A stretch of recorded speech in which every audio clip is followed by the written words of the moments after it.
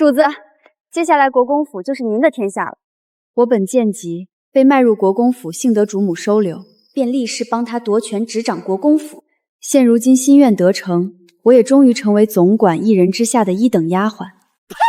走狗！侯府主母为何只有他做的，我做不得？你这贱婢机关算尽，也不会有好下场的。我忠心耿耿，天地可见，老天有眼就会让我福泽三世。我倒也想看看，我能有什么下场。喂，你可别讹上我，是你自己滑倒的。既然你醒了，那就来算算账吧。你一个实习保姆，竟然半夜偷进入大少爷的房间，这么不懂规矩，我肯定留不得你。怎么回事？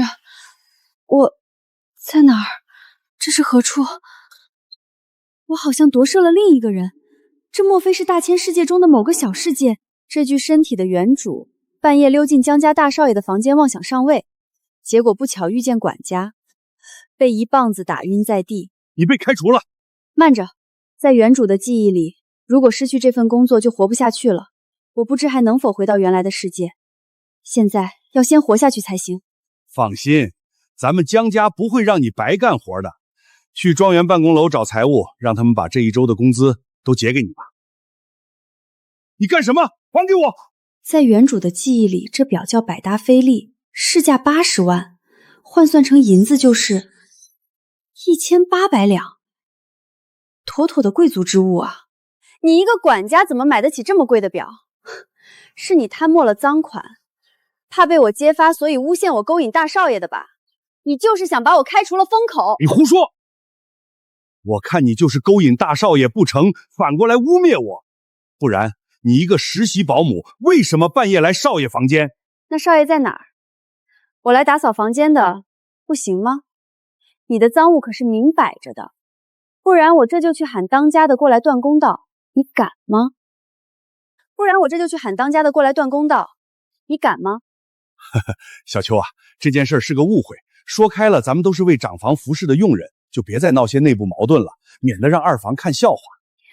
不知陈管家觉得是哪儿误会了？咱俩刚刚在大少爷房里打扫卫生，我不小心绊了你一跤。你确实没有意图勾引大少爷，这样我私下给你补贴2万，让你去医院检查检查，怎么样？2万是多少两？哦，忘了，这里的人不扎簪子。哎，不管了，得让这个贼人再放放血。陈管家的诚意一般呐。5万不能再多了。这种手表就如同皇家赏赐之物，是最难转手销赃的。好吧，检查完身体之后，怎么也得买点补品吃吃，还得是陈管家想的周到啊。呵呵，都是应该的。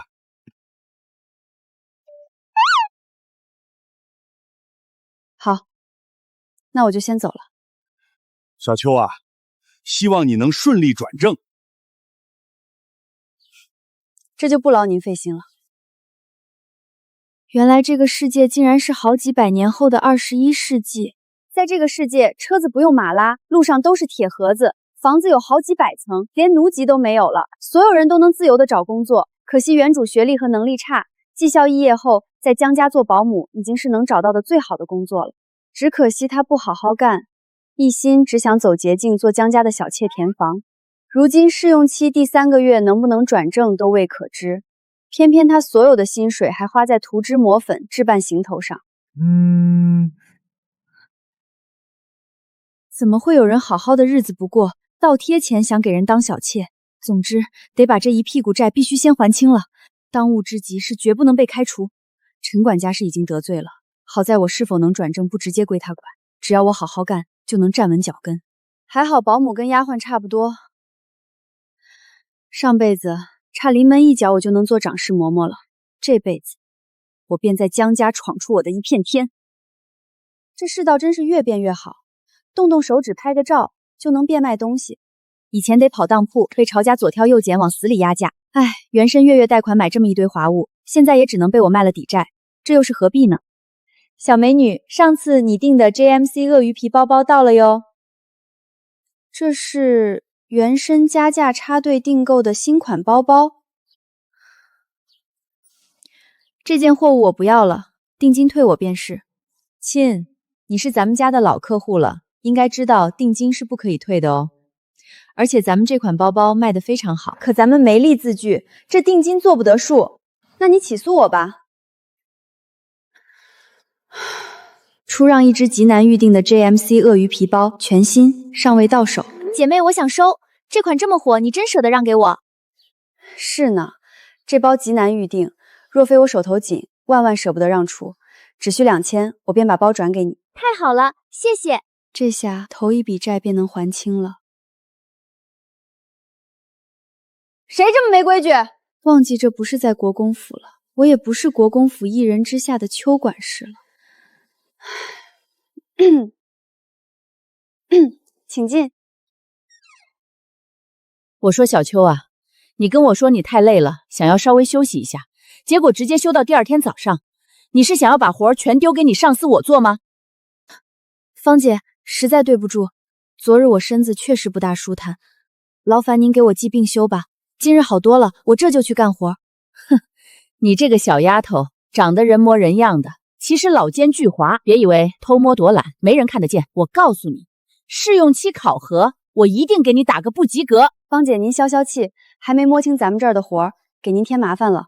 如今缓过来了，您且瞧我往后怎么做便是。芳姐，这条丝巾价格不是很贵，却早就绝版了。我觉得颜色特别衬您，就一直留着，早便想送您，可又怕人说您私收好处，一直没敢拿出来。我没想那许多，就是觉得您戴着好看，极衬您。哎呀，这花色倒是真不错，人吃五谷杂粮，有个不舒服也是常有的事。但下次你可不能不打一声招呼就不见了。多谢芳姐。行了，别光嘴上谢。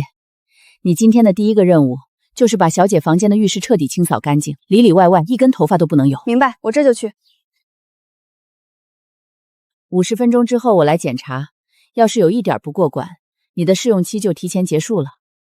哼，你可知我是谁？我可是7岁那年村里闹灾荒，赶在爹娘要把我卖进青楼之前，自己走进大户人家当了丫鬟。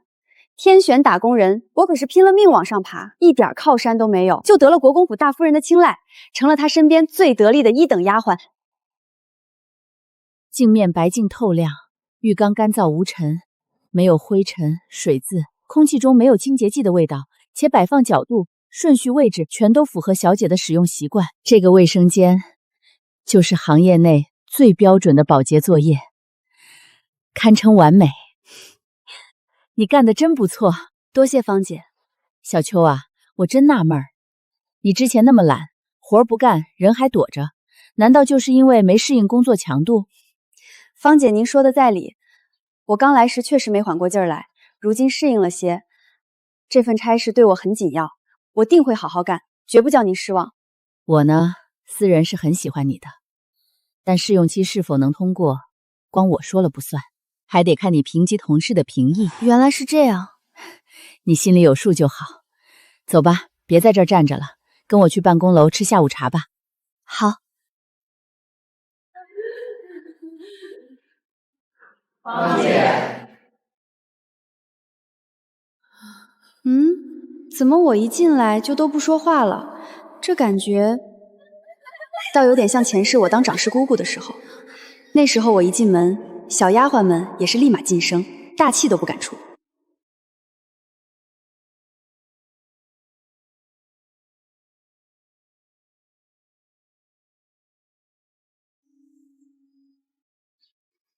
插队？怎么都插我的队？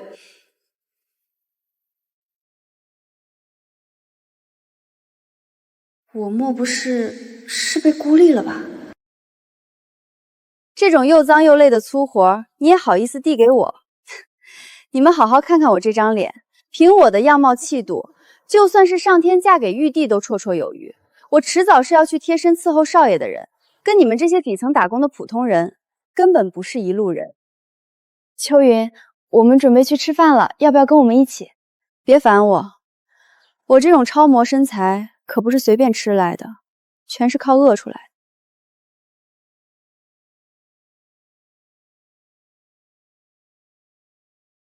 原主啊，原主，入职才短短1个星期，竟然把身边所有同事全都得罪了个遍。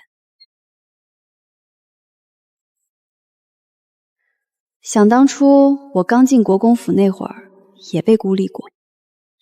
就是他，一进府就拼命巴结长氏嬷嬷，认了干妈才混上2等女使，真是不要脸。可不是嘛，整日投机取巧，就他最会走歪门捷径。你们聊什么呢？再嚼舌根，我就拿大棒子打你们，将你们逐出国公府。上辈子我没得选，不争就是死路一条。想要快速了解一个社会，最先要了解的必定是它的现行法律和江家的人物关系。同事的评议，那是芳姐说的关口，可真正的权力不在那些同事手里。只要能到小姐身边伺候，让小姐亲口留我，什么试用期，什么同事评议都不在话下。曲线救国，直取中宫，我要想办法去小姐跟前伺候。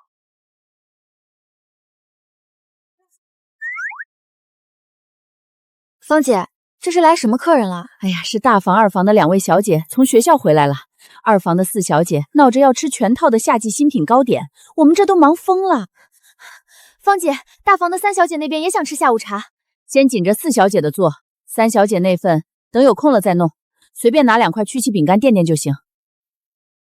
看来这位3小姐是个冷灶啊，人人都去烧4小姐的热灶，却没人愿意搭理3小姐。芳姐，3小姐那边我去送吧，反正我手头暂时没别的活儿。你？行吧，反正也没人愿意去。园子最里面的秋月楼，别送错了。明白。上辈子在国公府，柳姨娘受宠，连带着我们主子的嫡长子也被那些下人明里暗里怠慢。没想到过了几百年，人心的趋炎附势还是没变。小姐，您的下午茶……简直太过分了！三小姐，你没事吧？三姐姐，你为什么不肯把你的王冠借给我戴？我从来没戴过这么好的东西。不行，我说了很多次了，这是我父母送我的10岁生日礼物，我自己都只在生日宴会戴过1次，怎么可能借给你？三姐姐，就是一个皇冠而已，我只是借来戴一戴而已，又不是管你要，你干嘛那么小气？不借就是不借，你别来讨人厌。难怪大家都躲着你，不跟你玩。你居然这么说我，我要告诉大伯伯，让他教训你，他最疼我了，肯定会向着我的。好啊，那你去告啊。这里又没有摄像头，我不承认，我爸难道还能信你？我有人证，他看见了。我？三姐姐，你欺负我爸爸去世了，没人给我撑腰，你就是坏孩子。江老爷有2个儿子，2儿子早逝，导致江老爷更偏心2房的女儿江楚云，而大房的江楚灵就变成了无人问津的小苦瓜。你笑什么？我只看见楚云小姐在小姐的房间里耍无赖，一定要小姐把心爱之物让给她。小姐不愿割爱，也不愿意委屈妹妹，承诺在云云小姐过生日会赠送另一个皇冠给你。但云云小姐见目的达不成，就气急败坏地说小姐欺负了她。小姐，是这样没错吧？没错，我说等你过生日的时候送你一个，你非不要，非要我爸妈送的，这不是故意找茬呢吗？你们，我们小姐念着姐妹情谊，一忍再忍。只是云云小姐实在太过任性，仗着年纪小又没有父亲，事事都让我们小姐谦让。往前许多事我们小姐都忍了，只这次云云小姐所要的是生辰礼，是先生太太的一片心意，实在没办法割爱。对，这是我爸妈送的生日礼物，你3番4次的找我讨要，是什么意思？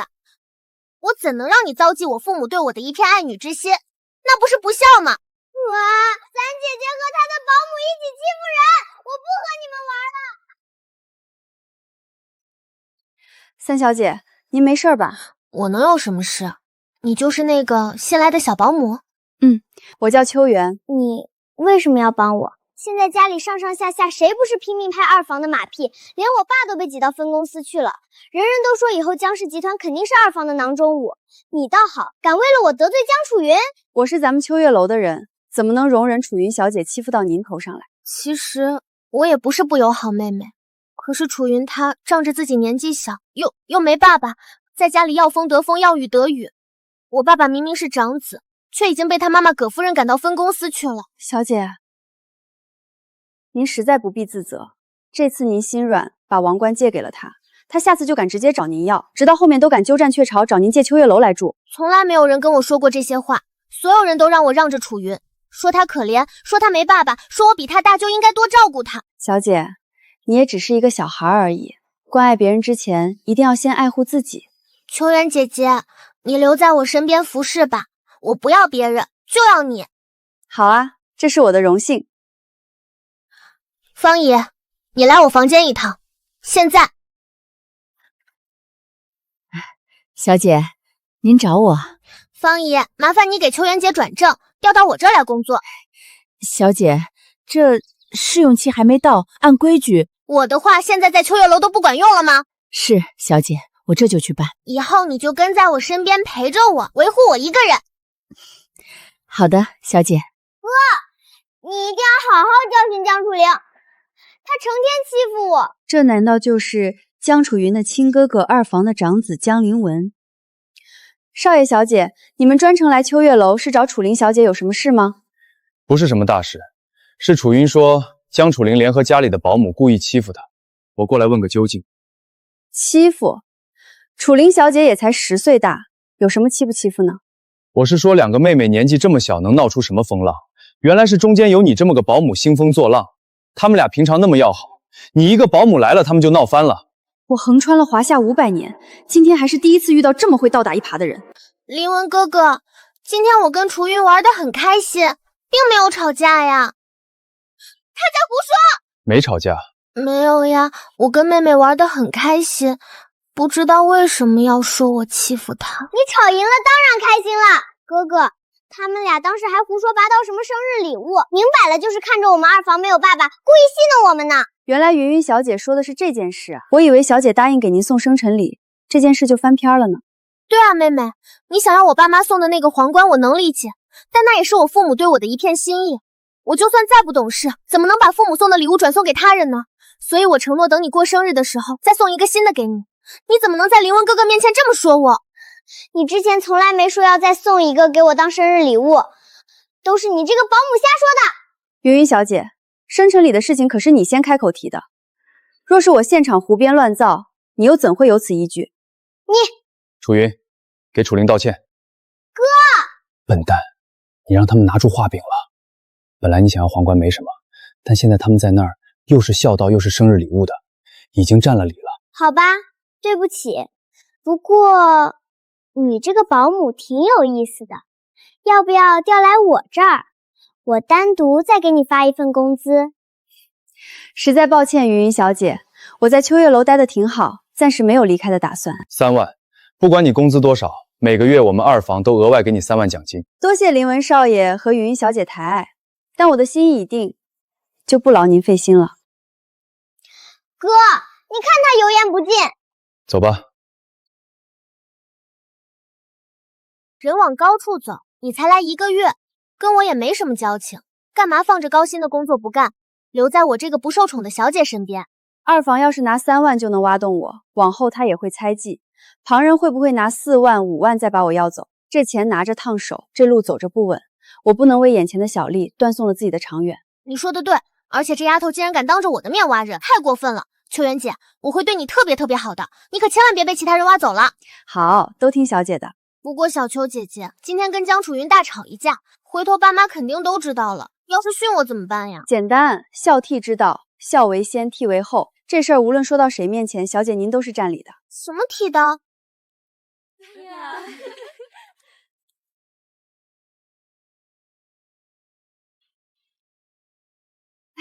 小秋回来了，我们刚才还说呢，您可真厉害，刚来没多久就得了小姐的青睐，直接升职了。就是，前途不可限量呀！以后可得请您多关照关照我们。秋元姐，您的浴室打扫的也太漂亮了，芳姐都夸您是行业标准呢。以利相交，利尽则散；以势相交，事败则轻。看来不管过了几百年，人心都不会轻易改变。各位姐姐过奖了，我也是运气好，全靠芳姐和姐妹们提点，今天能转正，多亏大家包涵。这样吧，下午茶我请客，算是谢谢大家这些天的照顾。太客气了，那我们就不好意思啦。谢谢秋元姐。小秋啊，不好了，陈管家，陈管家点名要见你，现在就在办公楼外面等着呢。陈管家，他来见我做什么？不知道，但他脸色特别难看，说是要找你谈谈。看来是来找茬的。也好，兵来将挡，水来土掩。各位慢用，我去就回。陈管家，小秋啊，你才来我们秋月楼1个月，很多事不知道不清楚，我不怪你。但今天这样的事情，我希望只发生一次。要是你下次再怂恿小姐和家里的姐妹吵架，你就直接从秋月楼离开。陈管家，我身为秋月楼的人，见到小姐受委屈，站出来维护她，也做错了吗？哼，乡下丫头，你就是见识太浅了。要知道，大庄园里的事情不简单。先生太太的意思就是让咱们房里的孩子做出兄友弟恭的表率，别哼声波折，明白了吗？为什么？你要知道，咱们大房是原配长子，担子重，处境艰难。二房现在掌管总公司，占了上风，更是要时时刻刻找机会要把先生拉下马。所以先生早就下令，不许少爷小姐跟其他人起任何冲突。楚灵小姐现在被欺负的不成样子，太太竟然也同意。太太性子和顺，又是平民家庭出身，跟先生自由恋爱，才勉强嫁进豪门，对治家管理不擅长是应该的，自然一切都只能听从先生的意思。不管是什么家庭出身，长房长媳乃宗室命妇，未来的当家主母居然能性子和善柔顺，这到底是什么样的家庭？先生不对，你一个新来的保姆，你还敢议论先生的不是？小孩子生下来便渴求父母给予的关心与爱护，若是父母一味的要他们谦爱忍让，这是违背孩童天性的。长此以往，移了性情，怎生是好？你说什么呢？先生的做法不是在教孩子，而是在教受气包。这样被父母推开着长大的孩子，往后是跟家里亲不起来的。你闭嘴！先生是集团的总裁，手底下管着上万人，他的想法怎么会有错？先生管着外面那么多事儿，又怎么会抽出心力来管教孩子？子女乃是家族荣耀的延续，而子女教育更是比事业还重要。你一个乡下来的实习保姆，懂什么家族荣耀？我告诉你，秋元，现在我要去跟太太汇报今天的事情，要是他们问起此事，你就收拾东西回乡下嫁人吧。好，我一人做事一人当，要是怪罪下来，我绝不牵连其他人。好言难劝该死鬼，若是大房父母子女表面和谐，内里生疏，就是给未来埋下大垒。人心不齐，如何成事？这个保姆就是这么说您的。他真说了这些？对呀，这丫头太过分了，明摆着就是欺负您是平民家庭出身，不懂豪门内的斗争，瞧不上您呢。是吗？对呀，她就差说您是麻雀变凤凰的草包了。这丫头太不像话了，我立刻就让她收拾东西走人。陈管家，立刻把这个小保姆给我叫过来。哎，好。我是没想到太太会这么生气，这样一会儿你走的时候，我给你把明天的工资也算上，就当做是补偿了。你跟我说说，你今天跟陈管家说那样的话，心里是怎么想的？太太，我只有一个念头，楚灵小姐是您的女儿，她受了委屈，不该连替自己说句话的人都没有。楚云小姐要她的生日皇冠，她不肯给，这有什么错？那皇冠是您和先生送她的生辰礼，是她父母的一片心意。她若为了所谓的兄友弟亲就把心意拱手让人，那才是不孝。你知不知道，我嫁进来20年，从来没有人跟我讲过这种话。20年前，我年轻胆怯，又是普通家庭出身，自觉见识短浅。丈夫是豪门出身，自然比我更懂如何教育豪门家庭的子女。即便孩子们受了委屈，他也说这点挫折都经受不住，长大了接过集团担子，又该找谁来哭？话说到这个份上，我还能再说什么？可是今天，你敢当我的面说出这些话，我实在是个不勇敢的妈妈。太太，现在勇敢也不晚。把先生主卧里所有的东西都搬到走廊上去，一件不留。太太，您这是……陈管家，你先出去。这气魄，果然女人就是要拥有权力。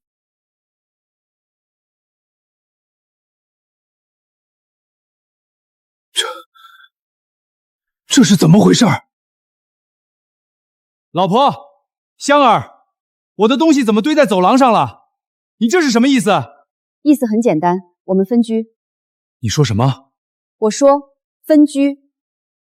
你平时那么对孩子的，那样拦着我对他们好，我觉得你的教育观很有问题。在解决问题之前，我们分居。江一华，我听了你的屁话20年，现在家里不再是你的一言堂了。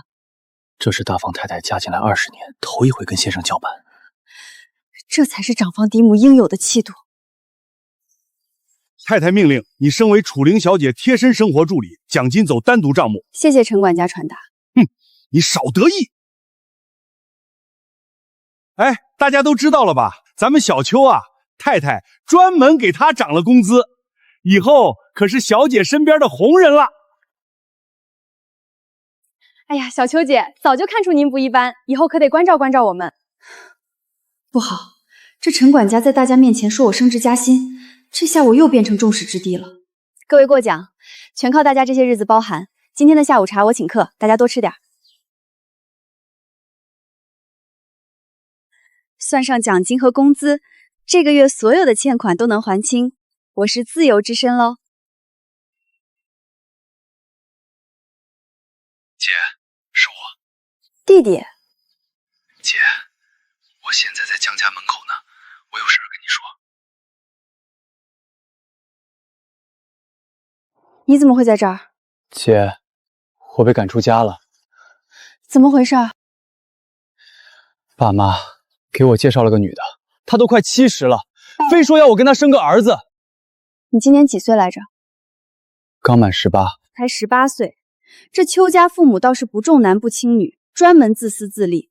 女孩拿来换彩礼，男孩拿来传宗接代，这对夫妻生我们姐弟的目的可真是一清二楚，不必理会。法律明确规定，男性结婚年龄不得早于22周岁，且禁止包办买卖婚姻，禁止干涉婚姻自由。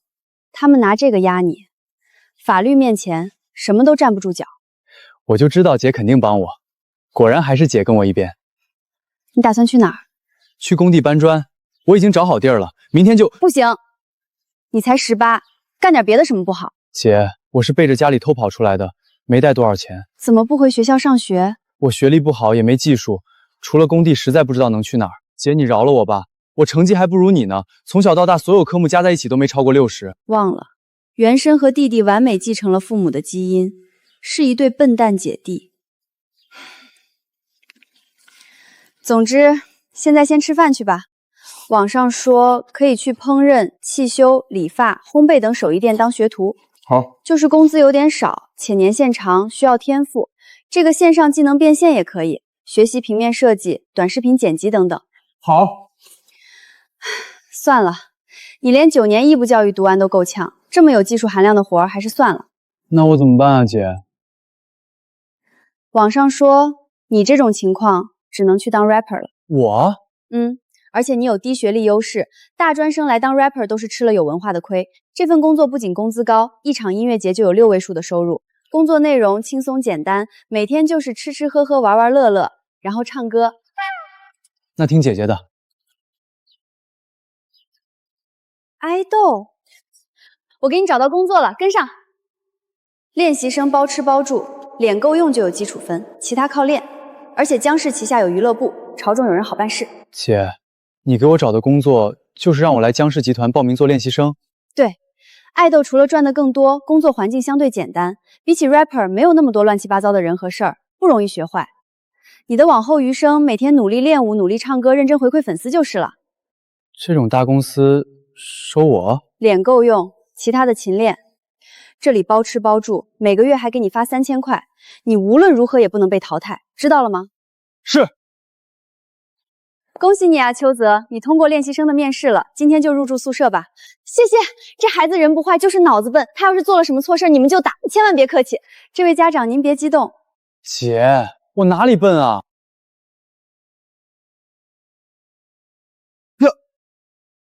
姐，你给我转这么多钱干嘛？拿着吧，入职前的杂序、添置衣物，前期也需要生活费。跟队友一起玩，不够你再跟我说吧。这些钱够了，谢谢姐。我平常工作忙，你自己的事情自己看着办，做人要踏实肯干。我先走了。看来要还上欠债，只能另想办法了。近来分居的事闹得整个大房鸡飞狗跳，看来太太心里也并不轻松。你这手法，家里老人身体不好，跟邻居大爷学了几手，算不上正经功夫，让太太见笑了。什么叫见笑？我请过好几个专业按摩师，没一个有你这力道。小秋，我有件事发愁。我的恩师和师母下个月要办喜宴，金婚纪念加上70大寿，我送礼物不能随便对付，但茶叶、茶具、字画这些我都送遍了，实在想不出新花样。送礼，这可是我的强项。国公府上上下下哪户人家的喜好忌讳，我不是手拿把掐。敢问老师平日有何偏好？师母又有什么喜好？老师爱茶，师间爱漂亮，喜欢精巧别致的东西。我老家有位太爷爷珍藏着一本民间流传的茶经孤本，查不到任何文献记载，应是不流传于世的古本。我可以请他手抄一册寄来，做老师的贺礼。真的？这主意太妙了！茶经嘛，我倒背如流，找人抄一册便是了。至于师母，我自小跟着家里老人学了些刺绣，可以绣一副兰花团扇面。暑气未消，秋热将至，团扇精巧又实用，也算一份有心意的贺礼。这绣工少说也是大师级别。小秋，你别跟我说这是随便学的。太太过誉，不过是老人家手把手带出来的，登不上大雅之堂。行，就这2样，你放心，我绝不让你在价格上吃亏。茶经抄本润笔10万，扇面绣品20万，价钱我来定，你不许推辞。谢太太信任，寿宴前一定完成，绝不误事。还有1个多月呢，不着急。30万定金加上尾款共40万，弟弟那边花出去的全回来了，还有富裕，这叫以工养功。有人吗？哎，您好，有什么事儿吗？劳烦，我想选一批适合刺绣的织锦，另外需要借贵处工具制一本书册。您是江家秋月楼楚玲小姐的助理，毕姓邱，今天听从我们太太的吩咐，给贵人备礼。原来是邱助理，您这边请吧，早就备好了。就这个吧。邱助理挑东西真有准头，这可是我们最贵的玉兰白胶纱。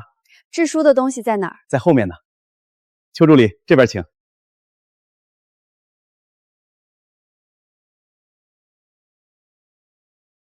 邱助理，您还会制书券？雕虫小技不值一提。我有个不情之请，制书我会，但写字我是个苦手。您这里有没有字迹尚可的店员能帮我抄写？费用好说。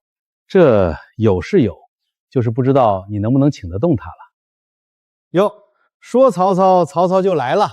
这么年轻，字顶多将将够用吧？你是不是说太大声了？我听到了哦。你找人誊抄什么字体？不拘于某一体，有灵气便好。是誊写茶经的。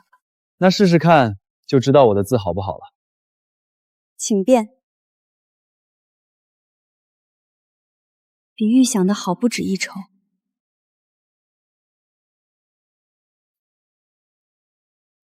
这是你写的？是，这就是原本，供你参考。自认的，但你账本记多了吧？全是那种数字味道，用来誊抄古本就不太合适了。他说的没错，原身常年记账，字迹工整有余，韵味全无，所以才要找小公子帮忙。这就决定请我了，但我也不是谁都请得起的。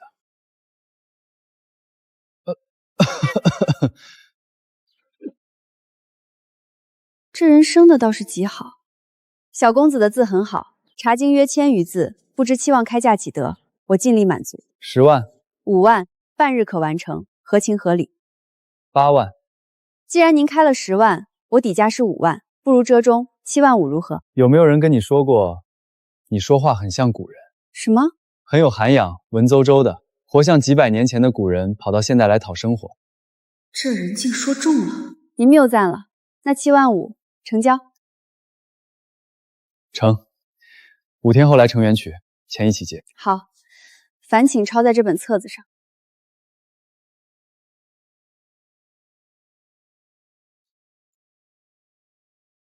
管家，这客人是哪来的？我怎么从来没有见过他？幸好这人性子直，才让我知道我自己的致命缺点。若被有心人察觉，在暗中试探，我这身份可就真藏不住了。从今往后，说话口气得改。刚才出去那人究竟是什么来头？裴小公子是说邱助理。邱助理是谁的助理？沈家大房的，听说短时间内就得了重用，今天拿来这茶经也是古书孤本，可见此人道行极深。这么厉害，这书也是他制的？是啊，邱助理没跟您说吗？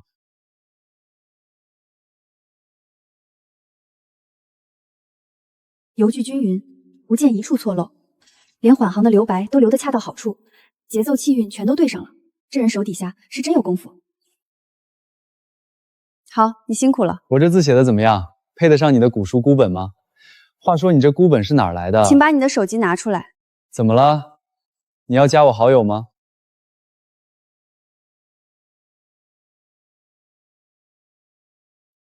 你急什么？钱货两清，没事我就回去了。我哪里说错话了吗？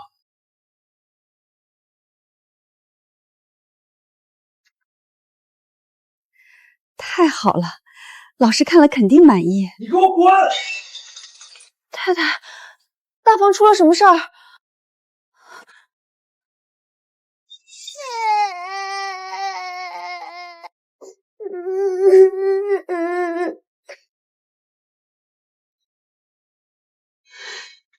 江一华，你朝孩子撒什么气？我再问你一遍，你跟不跟你外面那个野女人断了？她叫周之意，不叫那个野女人。你疯了！你一个江家大房的嫡长子，放着门当户对的千金不要，去跟一个超市收银员私奔，你知不知道外面的人会怎么看你？怎么看江家？他不是收银员，他是在勤工俭学念大学。爸，你连人都没见过，凭什么瞧不起他？你是瞧不起他，还是瞧不上我做的任何决定？就凭你姓江，家里供你吃，供你穿，供你上了最好的学校，你就拿这个来回报？你让我回报你的方式，就是让你控制我的人生。林芷，你先起来，地上凉。别护着他，就是你们从小到大都护着他，才把他惯成这样。我护着他，江一华，你现在可是要把他从这个家赶出去，他是你儿子。儿子？他眼里还有我这个爸吗？他要是有，就不会为了一个女人连家都不要。你凭什么觉得你什么都是对的？你自由恋爱结婚就是真爱，我就是鬼迷心窍。你以为谁都能跟你妈比？你不仅觉得他比不上妈，你也觉得我比不上你，你本来就比不上。好，我不配当江家的人，我走。林芷，妈，对不起，从小到大您一直护着我，可这次我真的没办法听你的了。林芷，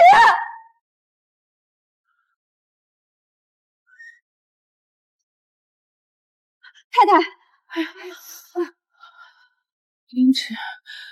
林芷她，来人，把太太扶回房间，立刻叫家庭医生过来。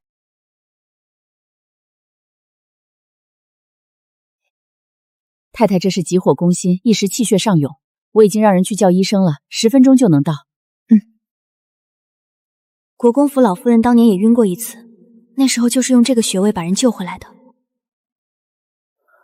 秋云，林芷她走了。太太，您先别急，大少爷现在情绪上头，说什么都听不进去。您要是急出个好歹来，大少爷知道了只会更难过。秋云，我这个妈当的是不是太失败了？太太，您是太累了，大少爷的事儿也不是今晚就能解决的，但您得先把自己的身子养好，让大少爷在外头总得有个家能回。进来说。秋云姐，大哥昨晚走了，什么都没带，我想打给他，但爸爸说了不许我们联系他。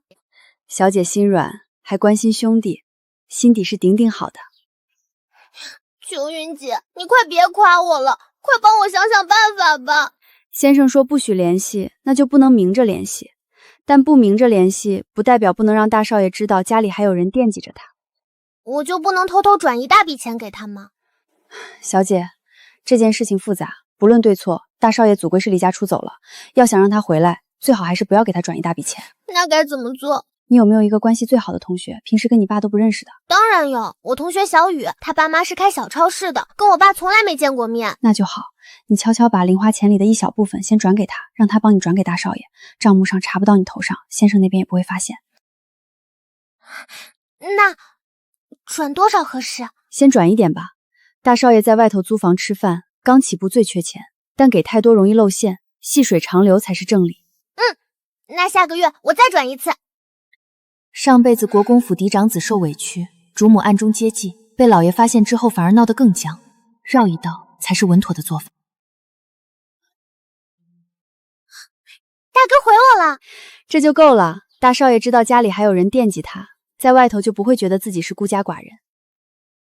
秋云姐，你说大哥他还会回来吗？等他自己想明白了，肯定会回来的。大房正处于最乱的时候，先生和太太分居，大少爷离家，小姐夹在中间。但越是乱，越要一步一步来，急不得。是你，我妈让你来的还是爸？太太和小姐让我来看看你，回去给他们报个平安。来看我，还是来劝我回去认错，跟如意分手？你回去告诉他们，不用费心了。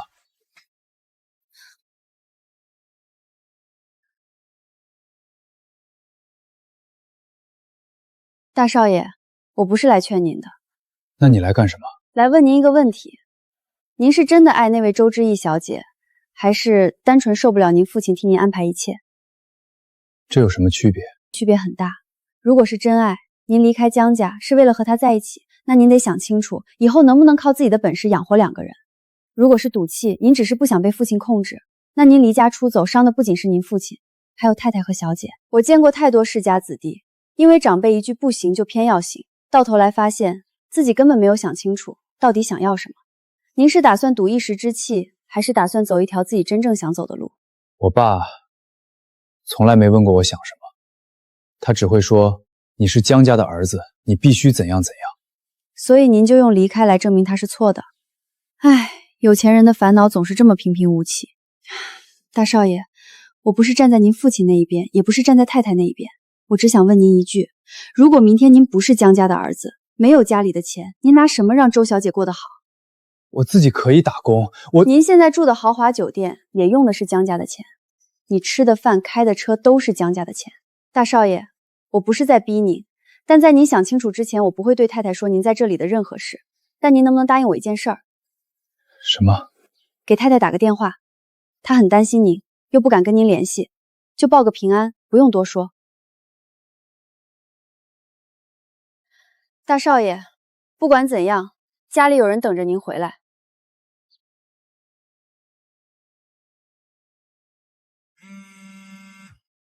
秋韵，林芷给我打电话了，他说让我别担心，他声音没问题，我就放心了。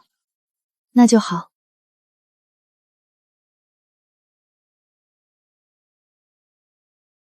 谁让你进来的？上课时间不许随便进。是小姐让我来的，让我来送下午茶。下次上课前提前进来。陈老师，现在就是上课前啊。你就是那个新来的助理秋云吧？听说你新上任就给了我爸陈管家好大一个下马威啊！我爸可是跟了大方10几年的老人，你是块硬骨头啊！陈管家的女儿，这放在国公府妥妥的家生子，最容易端架子论资排辈。陈老师，我是楚林小姐的私人助理，只需要听从他们的命令，对他们负责。人际交往不是我的工作范围内。你这个……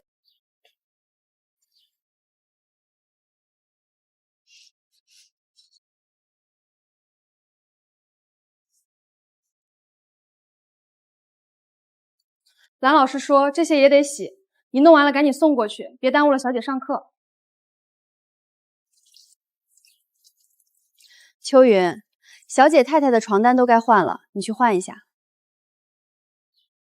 床单不是我负责的，蓝老师说了，你是专门负责小姐太太的，你不想干可以辞职啊。蓝老师在后面放了话，说谁跟你走得近，就是跟他过不去，你自己当心点儿。多谢芳姐。你怎么就得罪了这个地头蛇呢？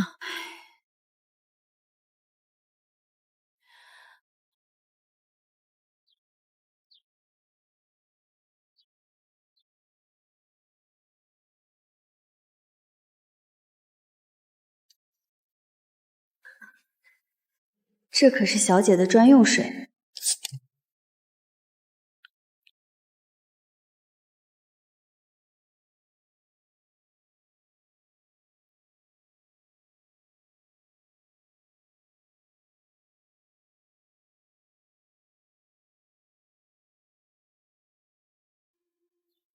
今日份的下午茶，我的日常又是谁的一辈子？我去，那不是巴黎水的限量款吗？一瓶好几千。不知道家里冰箱随便拿的？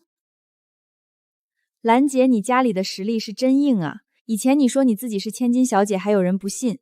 黑子出来被打脸，这个家生子，仗着自己的父亲是管事的，就横行霸道不说，现在竟然在网上装主子。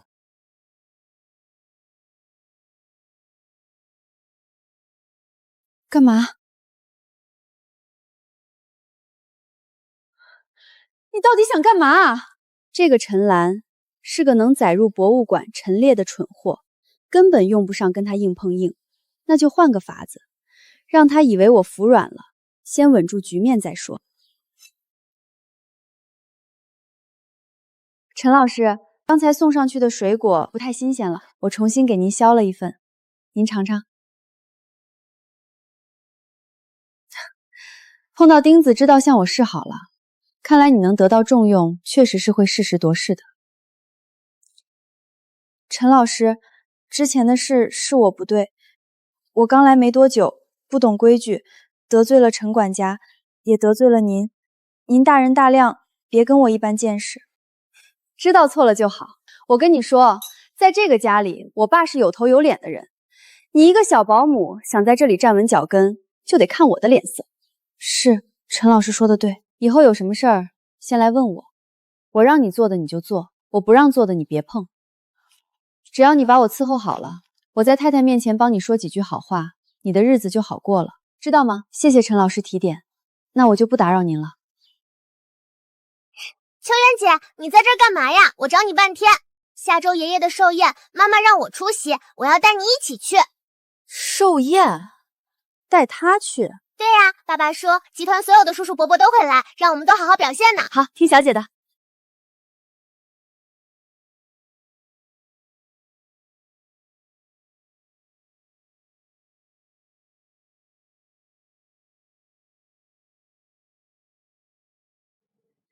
是他，古玩店那个郑超茶经的公子。这人笑起来倒是比之前那副样子顺眼多了。秋妍姐，你认识裴公子？裴公子就是裴巨富的儿子，裴慈州啊。他很少在公开场合露面的，今天居然来了。巨富之子，原来他不是普通的富家公子，而是巨富的儿子。难怪在古玩店敢那样说话，也难怪谁都忌惮三分。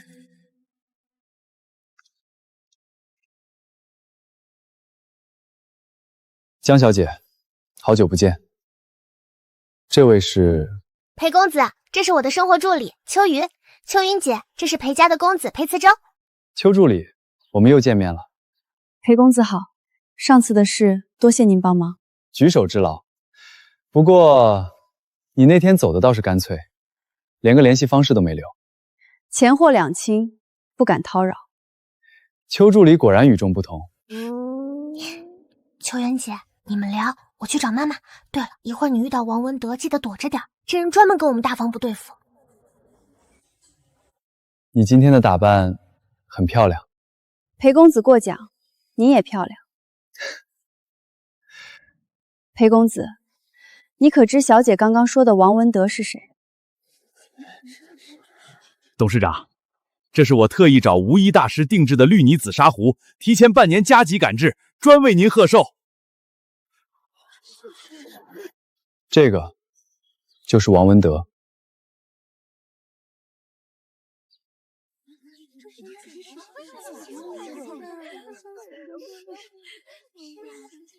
裴公子，怎么了？那壶是假的，你也知道对吧？这人还真是什么都敢说。裴公子，这款绿泥紫砂壶可是我提前半年找吴一大师定制，专门加急定做送给董事长当寿礼的。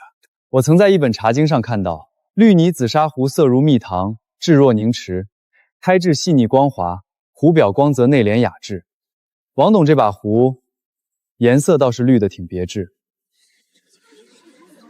茶经，他居然把茶经里的内容记了下来，专门用来拆台。那本古书绝无错处，这壶就是假的。裴公子讲话可要负责，是哪本茶经？著作人是谁？有什么证据证明绿泥壶是黄色的？空口无凭污蔑我这绿泥壶是假的，是在针对我，还是想搅乱江公的寿宴？茶经上说，绿泥紫砂壶色如蜜糖，质若凝脂，胎质细腻光滑，壶表光泽内敛雅致。绿泥壶虽名为绿泥，却是因绿泥原矿为浅绿色的缘故，实际烧制出来是米黄色梨皮色。是哪本茶经有文献记载吗？助理小姐，你不也看过那本茶经？不如由你来向王董解释解释。你是谁的助理？是江家七小姐的助理。又是大房。早在这位少爷挑眉一笑之际，就该收拾东西跑路才对。真是没见过他这样损人不利己、纯找乐子的公子哥。邱秘书，我也帮你们大房出了口气，我厉不厉害？魔丸。王董是东西没错。绿泥紫砂壶的确适合冲泡绿茶、白茶、铁观音等浅色茶汤。你说的很好，但你甭高情商转移话题，咱们就说茶壶正不正宗。但这方壶应当是用上好的紫泥漂白染色后烧制，换言之，这并不是真正的绿泥紫石壶。你个哪来秘书？这儿有你说话的份儿吗？保安，赶紧把他赶出去！再加上紫砂壶的制作周期很长，尤其是炼泥和沉浮，需要数年养泥，使其水分更加均匀，泥性更加温润。你怎么知道不是我加急做的？若是专门加急定做，在泥料现成的情况下，最多半个月就能制成。所以定做一把绿泥紫砂壶，要么半个月，要么好几年，绝无可能是半年这么恰好居中的时间。哦，就不能是那泥料养到半个月前，刚好养成用来制胚？据我所知，咱们京市爱好品茶的雅客不少。若是哪位制壶手艺人得了块品质较高的绿泥原料，这意思就是怕是还在陈腐阶段就会被人定光，哪轮得到你了，王董事？董事长，这可是吴一大师的作品，吴一大师的人品您还信不过吗？王董此言差矣。据我所知，吴一大师已经许久不曾亲自制壶，您该不是被人骗了吧？可能真是我被骗了吧。文德这段时间为了集团改革宿醒夜幕，期间还亲自给我选寿礼，辛苦了。一时失察不是什么大事，总之你的心意我收到。咱们这么多年的交情，东西倒是其次。我因为今天起码少活3分钟。裴次洲，别以为搅了浑水站一旁看热闹就完了。老爷子，您说的是。大好的日子，各位都别站着了，坐下继续吃喝吧。方才多亏裴公子慧眼识珠，若非您目光如炬，咱们江老爷怕是要被外头那些二道贩子蒙蔽，捧个赝品当宝了。是啊，裴巨富可真是养了个好儿子，也免得将来碰上个懂行的行家瞧我老头子的热闹。犬子不懂事，让江公看笑话。没什么，我这人一向心善，喜欢做好人好事。既然事情已经到这个份上了，那不如裴公子这么通情达理，不若来个好事成双。刚才咱俩当众驳了王董的面子，想来心善的裴公子心里一定内疚极了。不如由您来择一位茶，我捧茶一盏，给王董赔罪，怎么样？赔罪？邱助理，你是不是借机要把我当枪使？裴公子别说的像没把我当枪使一样。你倒是直白，不过点茶你会？请。好，我倒要看看你准备出哪招。邱助理，方才你叫我什么来着？魔丸。裴公子听错了，我听力很好，说我是魔丸，那你岂不是就是灵珠？不也算是天作之合？裴公子，茶案在那边，请。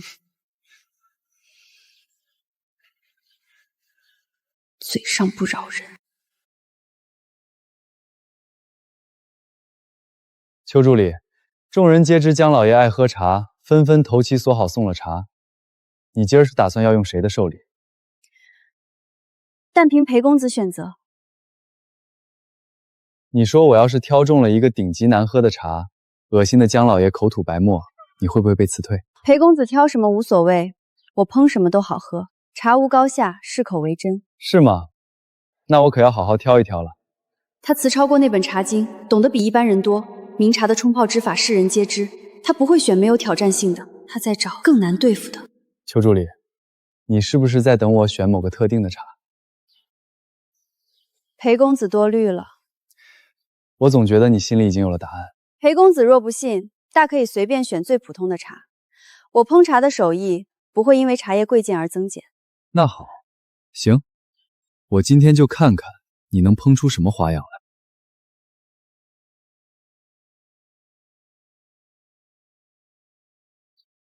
邱助理，这个怎么样？裴公子一向是好眼光，正合我意。这茶我没见过。裴公子既然选定了，就请将茶叶交给我。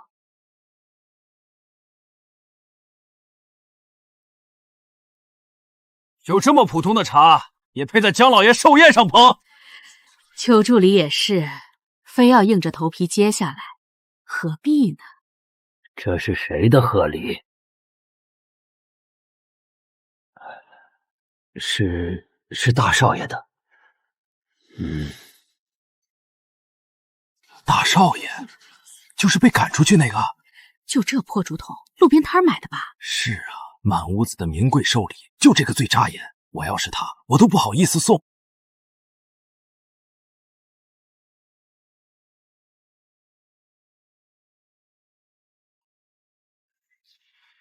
他还真要泡那破叶子，能泡出什么好东西？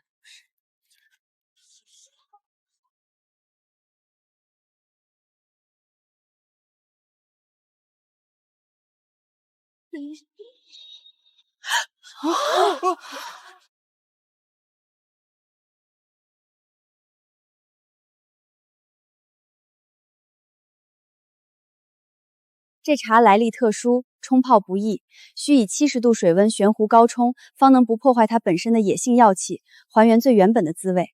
所以大少爷特意寻来这茶，他知道您爱茶，也知道您懂茶。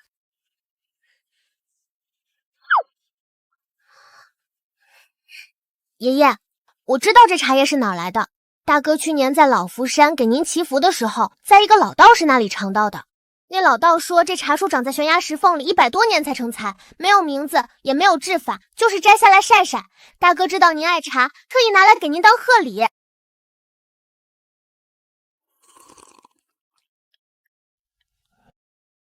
这孩子有心了。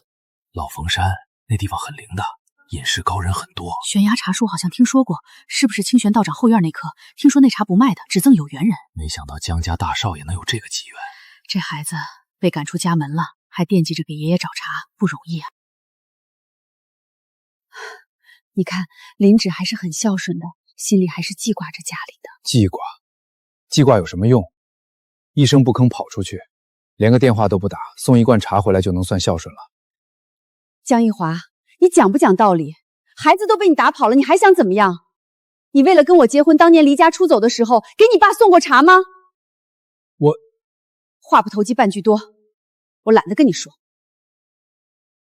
林芷这孩子性子倔是倔了点儿，不过心里还是记挂着家里的。这茶有年头了，难得他还记得我的喜欢。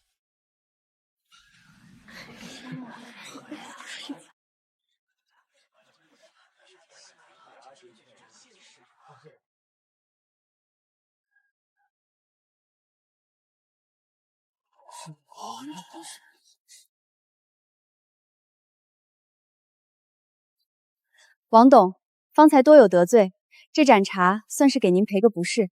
您是江老爷的老朋友，这些年为集团尽心尽力，大家都是有目共睹的。今日这件事，说到底，您是被人蒙骗了，算不上什么过失。以您的资历和人品，这点小差错无损您的分量。好茶果然不一样，好茶还要配合适的茶壶，就像江家家业再大，也要有您坐镇把关。你这姑娘年纪不大，烹茶的功夫倒是不简单，话说的也中听。王董谬赞，不过是随手学了点，登不得大雅之堂。您肯喝这盏茶，就是给了大房天大的面子。王叔，今儿这事儿委屈您了。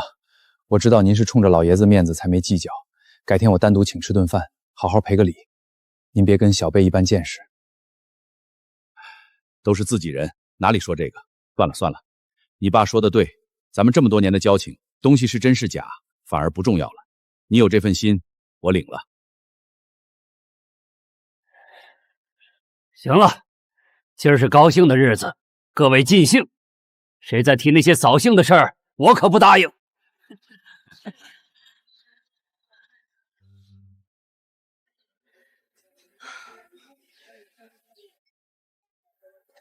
邱助理，你故意让我评选中大少爷送的茶，然后在众人面前用这壶茶替大少爷说了他一直说不出口的话，一石三鸟，既让姜老爷念起大少爷的好，又让大房在二房面前长了脸，还让王文德体面的下了台，好算计啊！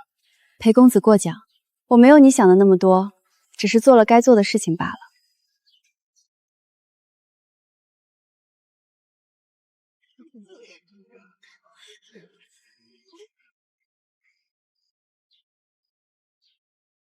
邱小姐，怎么利用完了翻脸不认人？裴公子还找我有什么事？没事就不能找你吗？我们俩是这么生疏的关系吗？我倒是不知道还跟裴公子有什么另外的关系。你忘了，你还是我的雇主啊。邱助理，你今晚把我当枪手，可还用得挺顺手啊。裴公子这话说的，明明是您先开口说那壶是假的，我只是顺着您的话接了几句。哦，那我是怎么正好选中大少爷那罐茶的？你站在茶案旁边的时候，眼睛里可全是算计，我看得清清楚楚。你看着我的眼睛做什么？裴公子明知道我在算计，又何必还配合我？因为我看热闹不嫌事大，王文德那人我早就看不顺眼了。你既然能让他下不来台，我为什么不顺水推舟？就因为这个。还有一个原因，我总觉得你能处理好这件事。如果能搭个台子让你上去唱一出，顺便解决你们家大房的矛盾，受到更多重视，你被其他人孤立的问题不就解决了？你怎么会知道我被孤立了？有心打听当然会知道。裴公子，您站得太近了。怎么，你也会紧张？我只是担心您这样站着，被别人看见了要说闲话。会说什么样的闲话呢？就是我蓄意勾引巨富之子什么的。邱助理，再怎么看也不是你勾引我呀，明摆着是我勾引你。你说什么呢？秋元，期待跟你的下次见面。秋月姐，不好了，江先生发了很大的脾气，现在叫你过去谈话。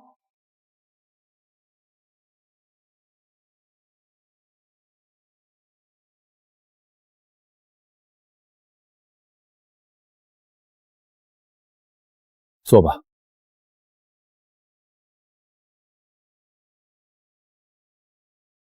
今晚你风头很阔呀。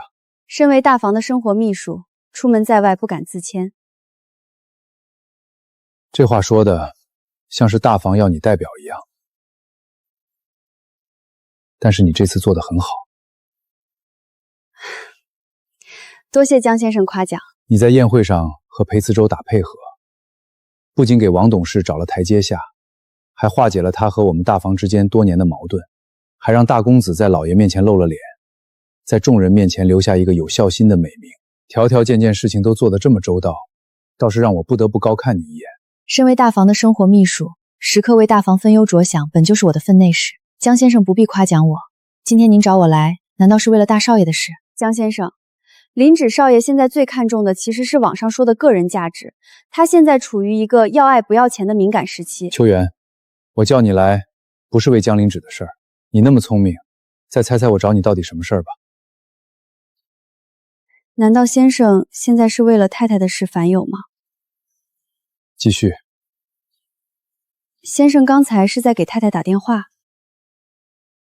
原来如此，这大老爷们跑来问我一个小保姆该怎么哄老婆，你想知道就直接问呗，偏偏说的还那么硬气。先生是想跟太太和好，但苦于太太迟迟不接电话，您送的珠宝首饰也全都被丢了出来。搞了半天，我还一不小心坐在别人的床上了。这对夫妻心里挂念对方，却拒绝宣之于口，用现代话说，这就叫傲娇。你说他到底怎么才会愿意原谅我？我已经睡了很久的书房了。先生，太太最在意的不是当日您的行为，而是这些年积下来的一件事——话语权。太太嫁进来20年，但沈家生活大事小事一向听先生的。先生觉得是在保护她，可太太的感受是，她在这个家里从来不算是真正的女主人。怎么可能？京城谁人不知我们夫妻感情和睦？怎么会觉得她不是真正的女主人？江家如今外有集团争权，内有二房角力，表面花团锦翠，实则暗潮汹涌。而太太心慈手软，无权管理内宅，先生又忙于公司事务，无暇顾家，导致家中夫妻不和，父子不睦，内外离心。你好大的胆子！如果您不认可我说的话，您跟太太之间的问题会一直存在。难道您今天叫我来，不是为了解决问题，跟太太重归于好的吗？怎么解决？一提到和好就不生气了。看来先生真的很爱太太，就是死要面子，自然是要先解决太太最在意的问题。那不如就由你在中间调和，去跟太太说，让她管家。先生，我只是太太的助理，内宅的事我为太太之命是从。先生若想让我在中间传话调停，我恐怕没有这个立场，请您亲自把大房的管家权当众交给太太。女方入整男方，敲定了男主外女主内的格局，那么男主人就不该把手再插入内宅，将这点说清楚，还太太一个名正言顺。你说的我听进去了，你下去吧。先生，太太和您感情和睦，这本是顶好的，但感情中的过度保护也会让人受伤，也会伤害感情。真正的爱应该建立在信任上。我唯一的雇主便只是太太，而非先生。若他想安稳留在内宅，也绝不能越俎代庖。大房目前最该解决的事，是让两位男女主人和好如初，一致对外，而不是继续冷战空耗时机。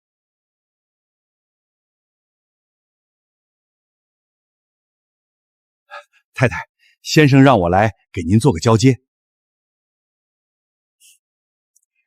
这么大阵仗是怎么着啊？那个死男人决定跟我协议离婚了？不，是……那我要分走一大笔财产。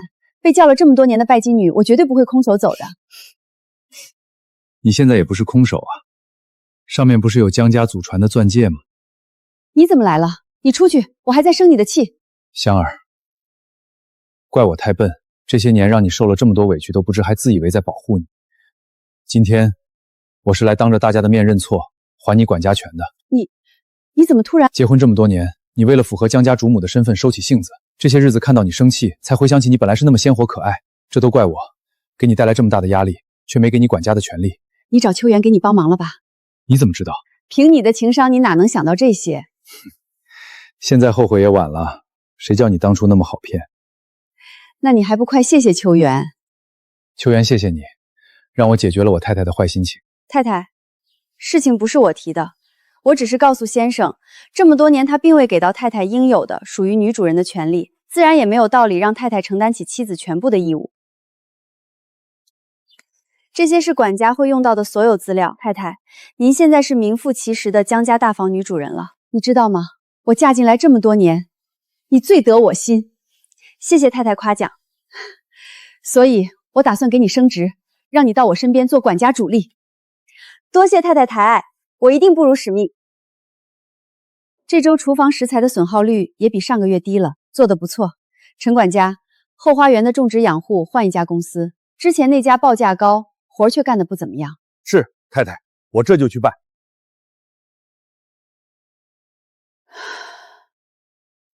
太太，这周的账目格外清晰，外头都在说您果然是管家的一把好手。哼，我好歹也是博士毕业，这点事儿要是理不清楚，那20年书白读了。以前是明珠蒙尘，但您这样的珍宝物，果真会有发光的那天。现在一切都好了起来，只有林芷还在外面。我一想起他，心里就悬着，不知道该怎么办。太太，您别太操心了，大少爷总归是大人了，能照顾好自己。做母亲的哪有人不操心自己的孩子？他的女朋友我都没见过，也不知道是个什么样的人。沈家是个围城，外面的人心复杂。我虽有心想让他去看看这个世界，但心里难免还是放不下。太太，我有一个办法。什么？大少爷自出走以来，一直靠着之前楚林小姐辗转过去的生活费，以及江家之前给他的钱度日。也就是说，他现在过的日子和他从江家带出去的钱是直接挂钩的。确实，若太太真的想知道那位姑娘是真心，不如把生活费彻底断掉。这样会不会太狠了？万一他真的撑不下去怎么办？太太，大少爷念大学的时候学的是什么？商科，辅修法律，从小还学了钢琴，什么都懂一些。他有学历，有手有脚，出去找份工作养活自己不是难事，只是未必能过得如现在这般体面。若那位周小姐是真心的，这点变故算不上什么，两个人一起扛一扛，感情反而更扎实。若不是真心，太太大少爷早早知道，也比日后两败伤来的强。现在断藤是一时的，日后结了婚再断，那就是两个家庭的麻烦。你说的对，与其我在这里瞎猜，不如让他自己看清楚。老孙，给林志那张副卡从今天起停掉。秋元，你说我这么做，他会恨我吗？太太，大少爷不是不懂事的孩子，他只是一时被感情冲昏了头。等他看清楚了自己选的路是什么样子，他会明白您的用心。你没钱，你跟我谈什么恋爱？之意，难道你是因为我江家的钱才跟我谈恋爱的吗？但是你甜蜜蜜都点不起。之意，我现在确实是连柠檬水都点不起，但我也在做兼职。少爷，你别折腾我了，求求你回家继承家业吧。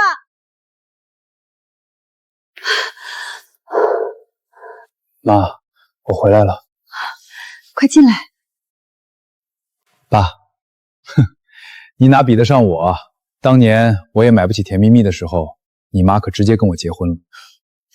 你也没跟我说你买不起就求婚了呀。大哥，你瘦了好多。你长高了。太太没有问那位姑娘的事，大少爷也没有提。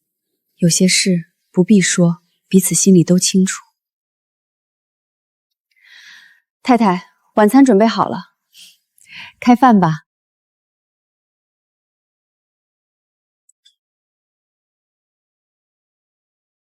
味道怎么样？还是家里的味道好，外面吃的都不对劲。废话，家里用拳头大的鲍鱼包饺子，外面的可不是不对劲吗？在外面这阵子都干了些什么？投简历、面试、做兼职，跑过外卖，也去便利店做过夜班。后来钱花完了，人也想明白了。哥哥，你想明白什么啦？我要创业。啊？上辈子在国公府，从未有机会看到如此温馨的样子。太太掌管大权，大少爷也终于肯低头回家，先生太太也放下芥蒂，重归于好。这个家总算又团圆了。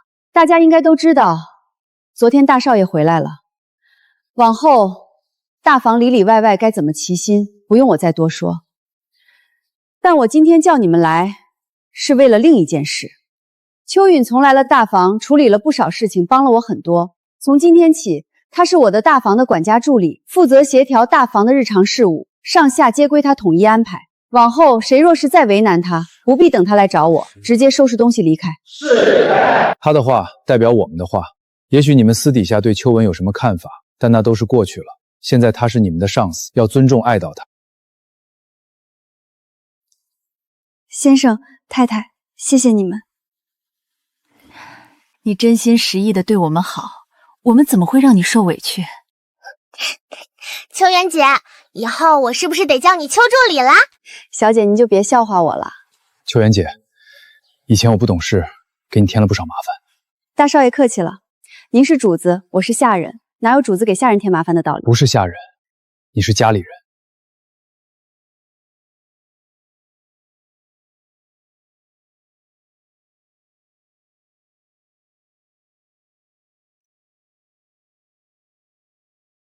谁做的？由于太太的严格管理，进来进出明月楼的人很多，但都记录在册。知道我成了太太的委托的人也不少，一时之间还真找不到罪魁祸首。现代社会注重隐私权，大多别墅除了入户、玄关、洗衣房、厨房、阳台，别的地方都没有监控。要想把幕后之人抓出来，怕是不太容易。太太，上面出了点问题，方便的话，我想跟您当面说。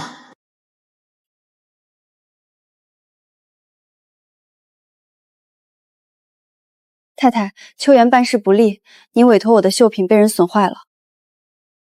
这是谁干的？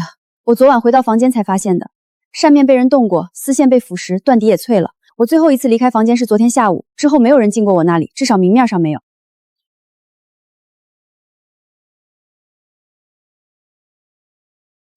是这个人吗？是陈岚。虽然没有他毁掉绣品的切实画面，但这段录像足够说明问题了。陈管家是私吞大房公款，陈岚是他的家生子，这对父女在大房里前前后后放了不少绊子。陈岚动我的绣品是冲我来的，也是冲大房来的。太太，您打算怎么处置？我想不通。陈岚这个人，我自认没有亏待过他，我请他来当家庭教师，工资给的比市面高，逢年过节也没少过他一份礼，他为什么要做这种事儿？回你一副绣笔，对他有什么好处？太太，您待人的确厚道，但有些人，您对他越好，他越觉得是自己应得的，不仅不感恩，反而会生出一种这本来就该是我的错觉。陈岚的嫉妒是从陈管家被调离大房核心事务开始的。嫉妒，陈管家从前在大房权力过大，陈岚作为他的女儿，在这个家里走到哪里都有人捧着。可自从太太您接手管家大权，陈管家被调去了外院，陈岚在大房的存在感就一天不如一天。什么？她被边缘化，而我一个没什么背景的小保姆，却一步步走到您身边，她看在眼里，心里怎么可能好受？嫉妒会让人做出任何事，哪怕是毁掉一幅跟她毫无关系的绣品。知道了，这件事我会找个机会辞退他。至于对你造成的损失和伤害，家里会补偿你的。只是，太太，证据来自隐藏监控，不适合摊到明面上。这件事还请保密，不要大肆宣扬。是，我就是这个意思。只是，那就只能寻个合适的理由将他开除。陈岚人品低下，但工作上还没出过大错，而且陈老师的父亲还是陈管家，如果没有正当理由，确实不能轻易将他开除。在大宅院待过的人都明白，主家发卖下人的缘由，台面上说的大多是手脚不干净、偷懒怠慢，可真正的理由，往往只有主家自己心里清楚。是啊，开除的理由不当，肯定会引起员工们恐慌，倒还真得认真想想。太太，您知道陈岚老师的社交媒体账号蓝蓝音吗？什么账号？就是他私下分享在自己在沈家的生活日常。陈岚在网上说自己是江家大小姐，虽说互联网上的身份是自己给的，但私下把咱们明月楼公布到网上炫耀，这是明确违背保密合同的。天哪，这丫头，这才是真正能拿到明面上的理由，擅自泄露主家隐私，未经许可在网络上传播家庭内部影像。这事儿跟绣品的事半点不沾边，却足够正当，谁都说不出半句不是。小秋，你这脑子怎么转得这么快？太太，为您分忧解难是我的职责。好，就按你说的办。家庭教师涉及泄露隐私，这个理由谁都挑不出错处，就算他爸爸陈管家来，也插不上走。是，太太英明。兵不在多，在巧，该走的局总算找到了门道。陈主管，今天叫你来，就是来跟你商量楚玲的家庭教师的问题。是太太，楚玲小姐的家庭教师不就是兰兰吗？是，就是陈岚。太太，我们家陈岚……这我就不得不说你一句了。虽然私下你们是父女，但在沈家，你是管家，他是家庭教师。若连你都不能公事公办，我怎么放心把家里的事情交给你？是，太太，您说的对。陈岚老师怎么了吗？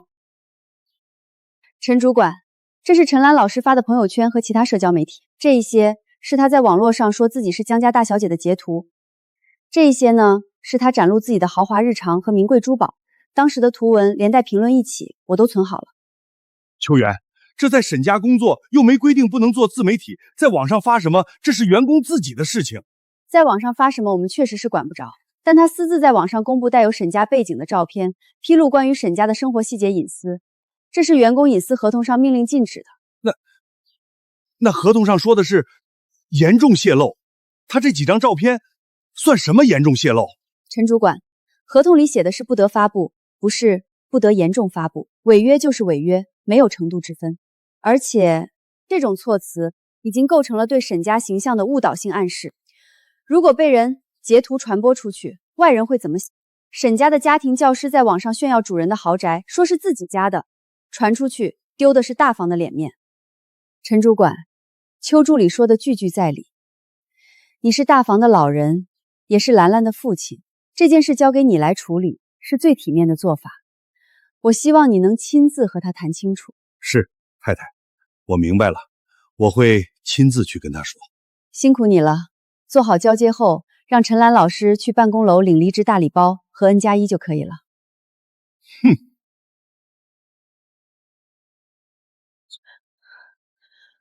是你秋云，一定是你搞的鬼！你故意截我朋友圈的图，故意在太太面前搬弄是非，就是为了把我赶走。陈老师，你被开除是因为你违背了保密条约，合同上写的清清楚楚，未经许不得在公开平台上发布与江家内部环境相关的任何影像信息。江家没有向你索财，已经是看在陈主管的面子上。你在这里假惺惺装什么？你一个小保姆，凭什么踩在我头上？你以为太太真的把你当回事儿？你不过是她手里的一条狗。照片是您自己发的，我可没逼您拿着手机对着镶嵌着名家字画的客厅拍照。您要是觉得冤枉，大可去找太太当面说理。秋元，这个小杂种，仗着得了太太的宠就这么对我，告诉你不会有好下场的。你等着，早晚有一天，我要让你也尝尝被人赶出门的滋味。陈老师，话都说完了，您请吧。孙主管还在办公楼等您办离职吃手续呢。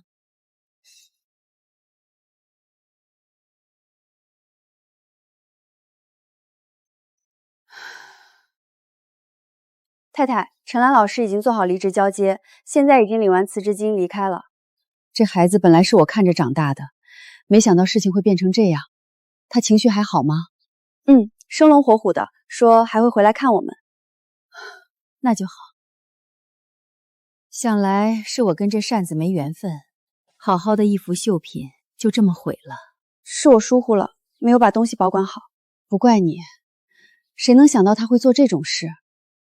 只是这扇面本是打算送给师娘贺寿的，如今再重新绣，时间上怕是怎么也来不及了。太太，李老师的寿辰还有多久？还有1周。1周，要重新绣一副满宫的兰花扇面，时间是肯定不够。不过，太太，我想到了一个办法。什么办法？时间只有1周了，就算日夜赶工也来不及绣完一整幅啊！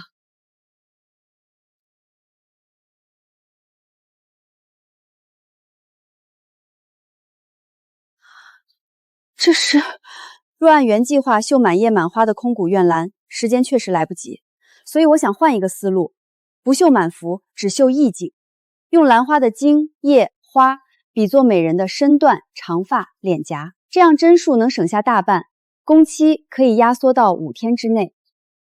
真的？这是你自己画的？我本是照着心里随意构想的美人图起的稿，若太太有师母年轻时的照片，我可以照着改一改，绣出来更显您的心意。有，这个当然有。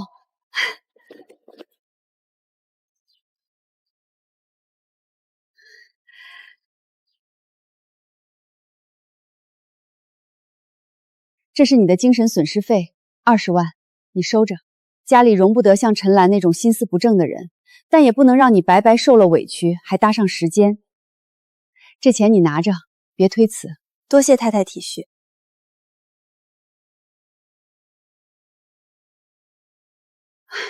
太好了，这样一来，7天应该够了吧？够，我今天晚上就开始动针，每天多赶几个时辰，5天之内应该能完成。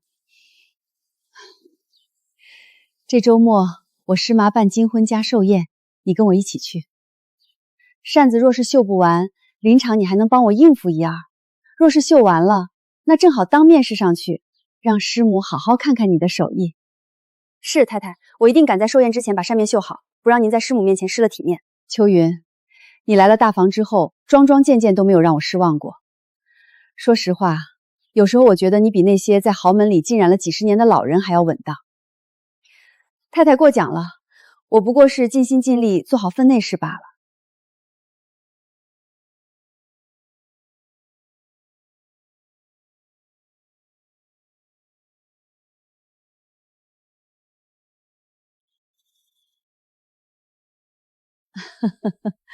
小香来了，来，过来坐。好些日子没见你了，气色倒是好了不少。恭贺老师师母金婚快乐，老师寿辰喜安。一点点心意，不成敬意，还望老师和师母不要嫌弃。哎呦，这盒子瞧着倒是个老物件，木质温润，雕花细致，怕是有年头了吧？赵老师好眼力，这盒子是有些年头了，是早年收的一只老檀木盒，想着配这份2份礼正好。这是我的管家助理秋元。你好，秋小姐。天哪，这就是失传已久的商朝绣法，没有童子功根本无法做到。小香，你淘到宝了。这是秋云修的。小秋，年轻人有这么深的功力，可见你是个肯下功夫的人，你可真了不起。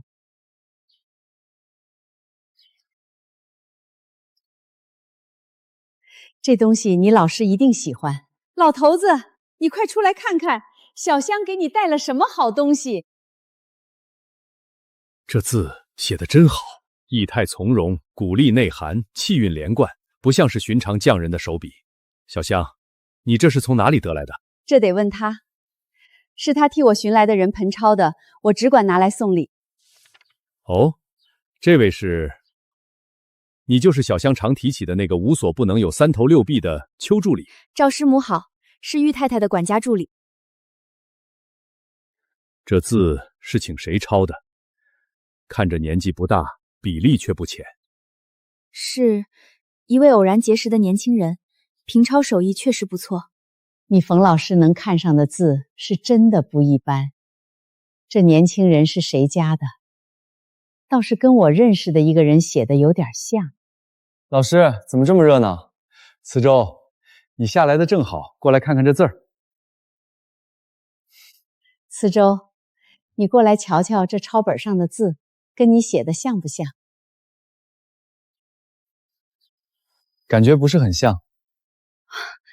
是吗？那这就是我写的。慈舟这孩子，平日里让他写幅字比登天还难，对你倒是殷勤。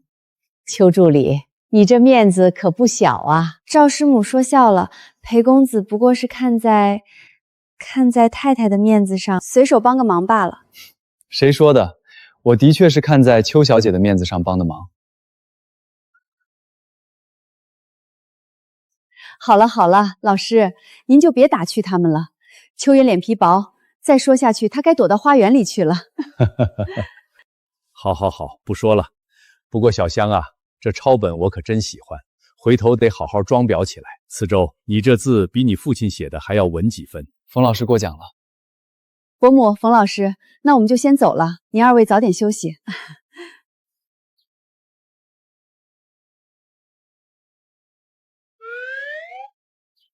秋元，你先别上车，等会儿再过来。太太，我跟司机说过了，不着急。你跟裴公子聊2句再走也行。什么？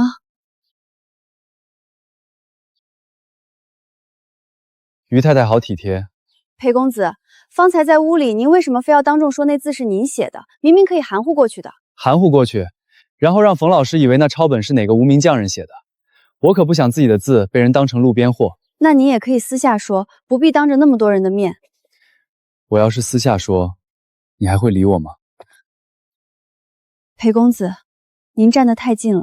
秋云，你有没有想过，我今晚之所以承认那字是我写的，是因为我不想让你以为我随随便便就会帮人做这些事情。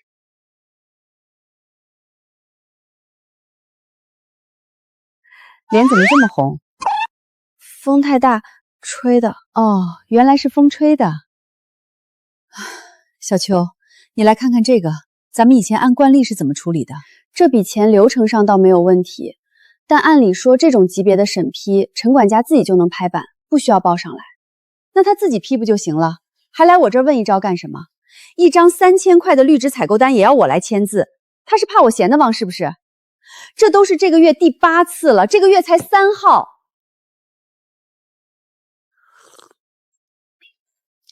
我不是没当过领导，大学里带过团队，底下人做事什么态度我看不出来。他这是故意拿这些鸡毛蒜皮的事儿来恶心我。新官上任，陈管家拿不准您的脾气也是有的，毕竟以前这些事儿都是先生身边的人在管，他习惯了那套流程，一时半会儿改不过来也正常。是拿不准，还是刻意为难？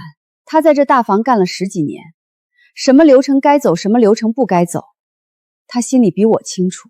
太太，我有个疑问，既然您已经接了管家大权，为什么当初交管的时候没有把陈管家手里那些外部权限一并收回来，省得他事事都来烦您？这事说来话长，陈管家是当年2房塞进大房的人，表面上是管家，实际上是2房安插在咱们这边的一只眼睛。这么多年，他在外面经营的人脉跟集团办公室那边的关系盘根错节，一时半会儿真撼动不了。更重要的是，楚灵小时候有一次在厨房差点被一壶滚水烫死，是陈管家眼疾手快把他拽到一边救下的。这件事先生一直记在心里，交代过不能轻易动他。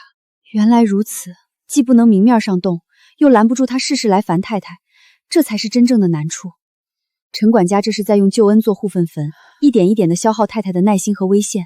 先生此举相当于夺了他的权，他心里肯定有怨言，但没办法跟我发火，便事事都拿些鸡毛蒜皮的小事来烦我。不如我去找他谈谈。我隐晦提点他几句，让他知道太太您不是看不穿他的心思，只是念在旧情和楚灵小姐的事上，不想撕破脸。在条件不变的情况下，一切按惯例来即可，不需要事事都来请示。也好，你去吧，别太给他压力，但也不能让他以为我们好糊弄。明白的，太太。邱助理这么早就来了，太太那边有什么急事？没耽误陈管家您早餐吧？太太那边事儿紧又急，我怕来晚了赶不及。没有，我呀年纪上来了，早上右口没那么好。不过太太什么事儿这么急？是审批的事儿？不是，是太太交代给你的事。太太交代我什么事儿？太太交代的事儿有点多，你要不要记下来？这个不用，咱们做管家连主家这点要求都记不住，那也别干了。邱助理，你说是吧？倒也是，但您不介意我录下来吧？当然不，你随意。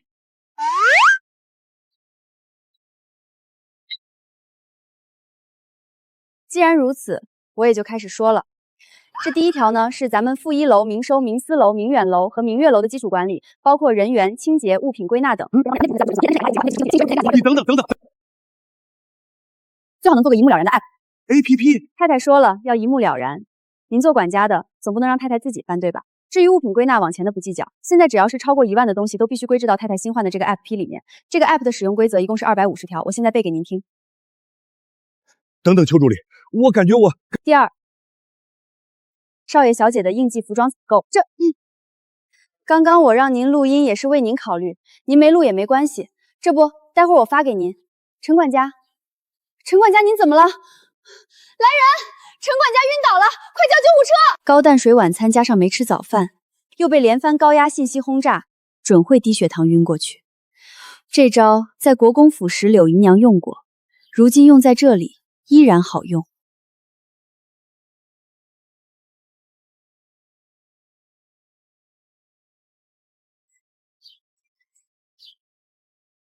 怎么样，陈管家那边谈得如何？太太，我本想扯虎皮拉大旗，打着您的名号敲打教打他，让他知道您也不是那么好糊弄的。没想到用力过猛，把他给吓晕了。什么？吓晕了？我复述不出来，您听录音吧。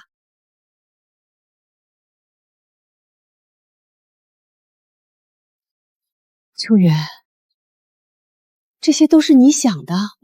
我本来想着震慑一下陈管家，随便瞎说的。那你说的那个 APP 呢？也是瞎说的？这个是真的是真的。之前姜老爷寿宴，我去西风楼给六小姐做造型，她的助理小薇让我给六小姐选搭配，分享的就是这个链接。我后来仔细看了看，发现功能很全，正好可以用来做物品归纳和日常管理。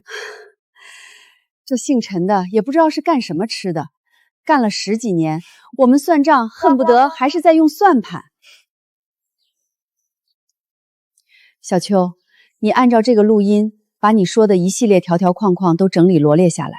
咱们厂房往后就按你说的办。啊？可太太，这都是我临场瞎说的，好多地方都不够完善。那咱就再规整规整，完善完善。我倒觉得你瞎说的那些，都比现在这又乱又没章法的制度好得多。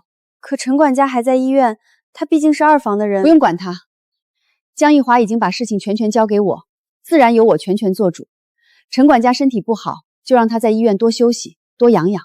明白，太太。我立刻去拟新规，争取3天之内把框架搭出来。辛苦你了。等新规正式确立下来，我给你发个大红包，犒劳犒劳。去吧。是，保证完成任务。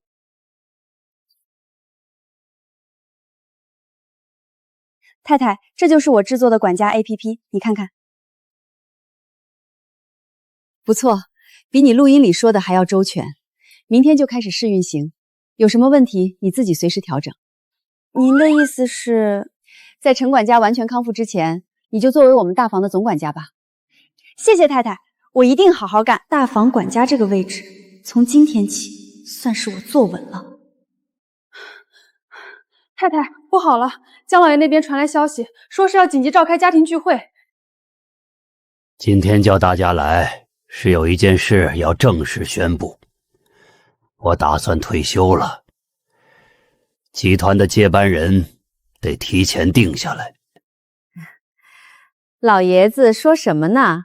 体检医生说了，您现在的身体状况还能再干10年，您说这些太早了吧？我这把老骨头还能撑几时，我自己心里清楚。老二走得早，我退休之后只能老大撑着。一华，你下个星期就从分公司回总公司任职吧。知道了，爸。但江家以后的事情谁说的算？还得看你们小辈的表现。是啊，老爷您说的对。堂哥，希望你能别那么烂泥扶不上墙了。我还就扶不上了，咋的？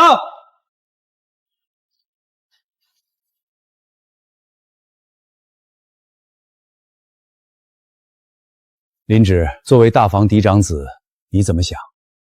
爸，我不打算接手集团，我有自己的梦想，我要出去创业。你说什么？爸，我知道这不是您想听的答案，但我想清楚了，男人至死是少年，我命由我不由天，我有自己想做的事。你一个败家子儿，这辈子做成果一件事吗？你出去创什么业？我想做智能农业。这几个月我在外面不是混日子，是真的在跑项目。江家不缺钱，集团够大，但一直在传统行业里打转。我想试试新的方向，从零开始，不靠家里。你算了，孩子长大了有自己的想法，不喜欢的事情怎么能硬勉强？那以后接班人的位置是不是要给2房的堂哥了？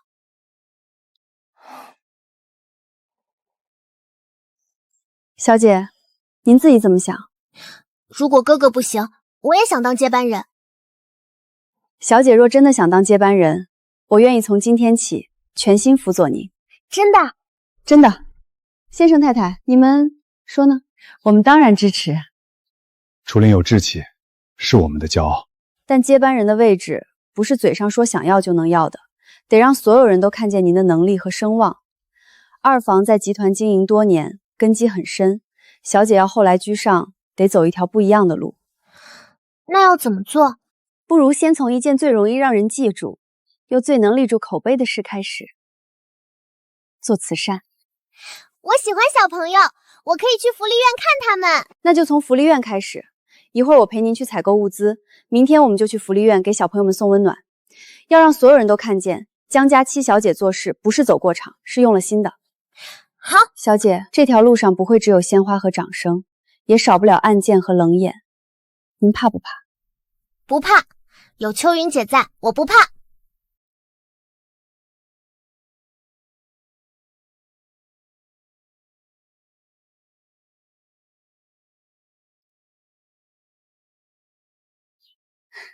楚林小姐，真的不用我叫一些摄影师过来拍摄吗？还是算了，秋元姐，我今天来就是想跟这些小朋友一起玩。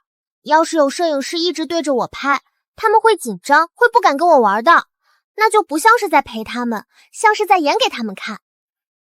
小姐，您这话说的很让人意外。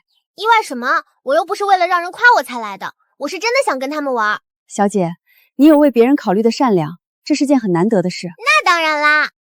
不过，秋云姐，您说这样会不会影响我当接班人的事儿？要是我一直不让人拍，别人会不会觉得我不够积极？不会，慈善这件事儿做的实比做的热闹更重要。不过，小姐，我倒有一个折中的法子。往后每次做慈善，咱们都让一个人跟着拍些照片，然后每年年底把这一年的善举集中宣传，既不打扰您和孩子们相处，也能让更多人关注到福利院这个群体。这样，您既保住了初心，又让您的善举被更多人看见。秋媛姐，这个主意好，还能让更多人知道福利院的事情，说不定能帮他们找到更多愿意帮忙人呢。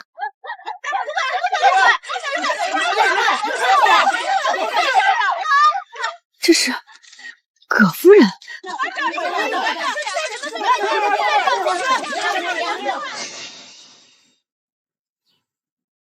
小香、楚灵，你们怎么在这儿？我们定好今天来做慈善，怎么，你也过来看望福利院的小朋友？是啊，家里的慈善基金会一直是我在负责，时不时也得过来看看。那这些事都是跟咱们家交好的社媒朋友，每年都要上报纸刷刷存在感。你们来的正好，待会儿一起拍个大合照。葛夫人客气了，太太小姐今天是特意来陪孩子们玩的，要是拍照，怕耽误了您这边的工作进度。邱助理是吧？记者们等了一上午了，也不差这几分钟呀。你就是性子太急躁了。小姐，我们拍完照就进去找小朋友玩，好不好？好。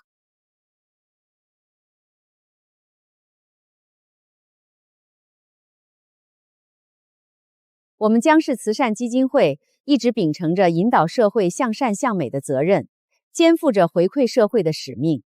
今天来到福利院，看到孩子们的笑脸，我深受感动。小姐，该你了。要不要一起玩沙包？到最后都没有被打中的人，我有奖品哦！要！我们今天的捐赠物资总价值超过100万。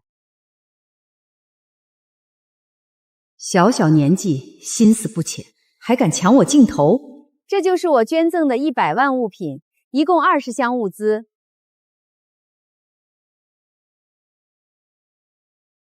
略，你输了哦，下一个，就你吧。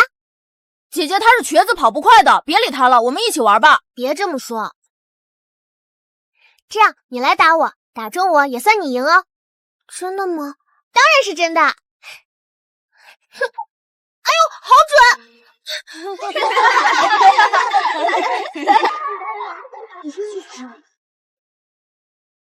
这些是我们基金会的一点心意。另外还有200万的物资也会逐步落实到福利院，希望能切实改善孩子们的生活质量。200万，葛夫人真是大手笔啊！不愧是江氏基金会的负责人，这气魄就是不一样。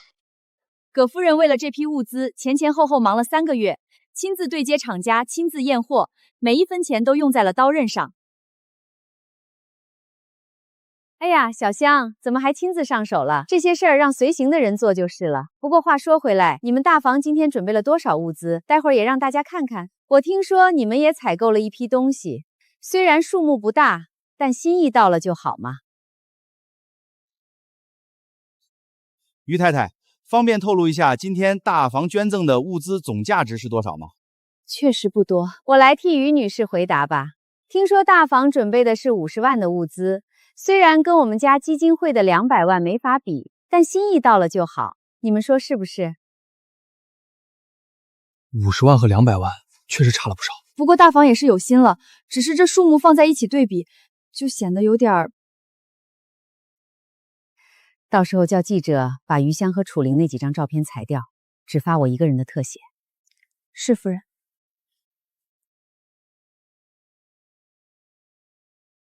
秋媛姐，怎么办？这次我们大房只捐了50万，跟二房的阵仗没得比，大家会不会觉得我们特别小气啊？小姐不必忧心，古人有云：为善者不在其数之多寡，而在其心之诚否。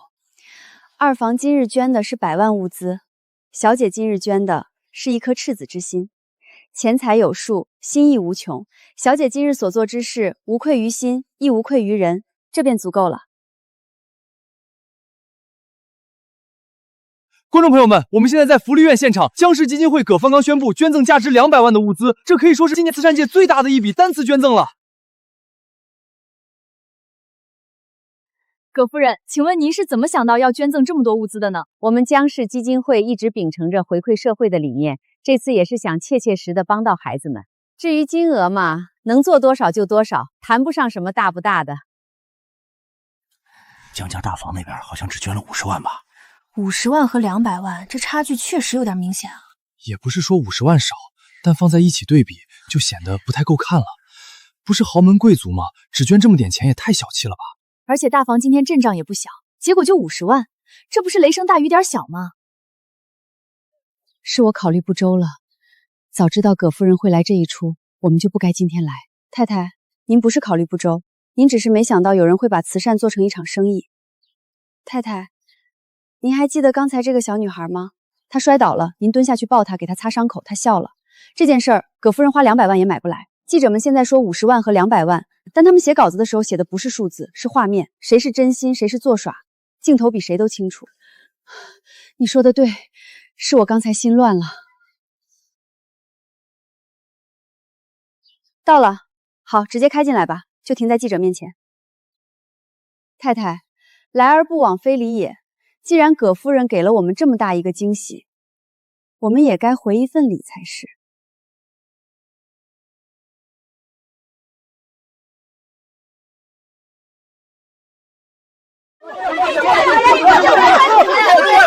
怎么了？这些是江总捐赠的吗？不是江总，是江总的女儿江楚玲小姐。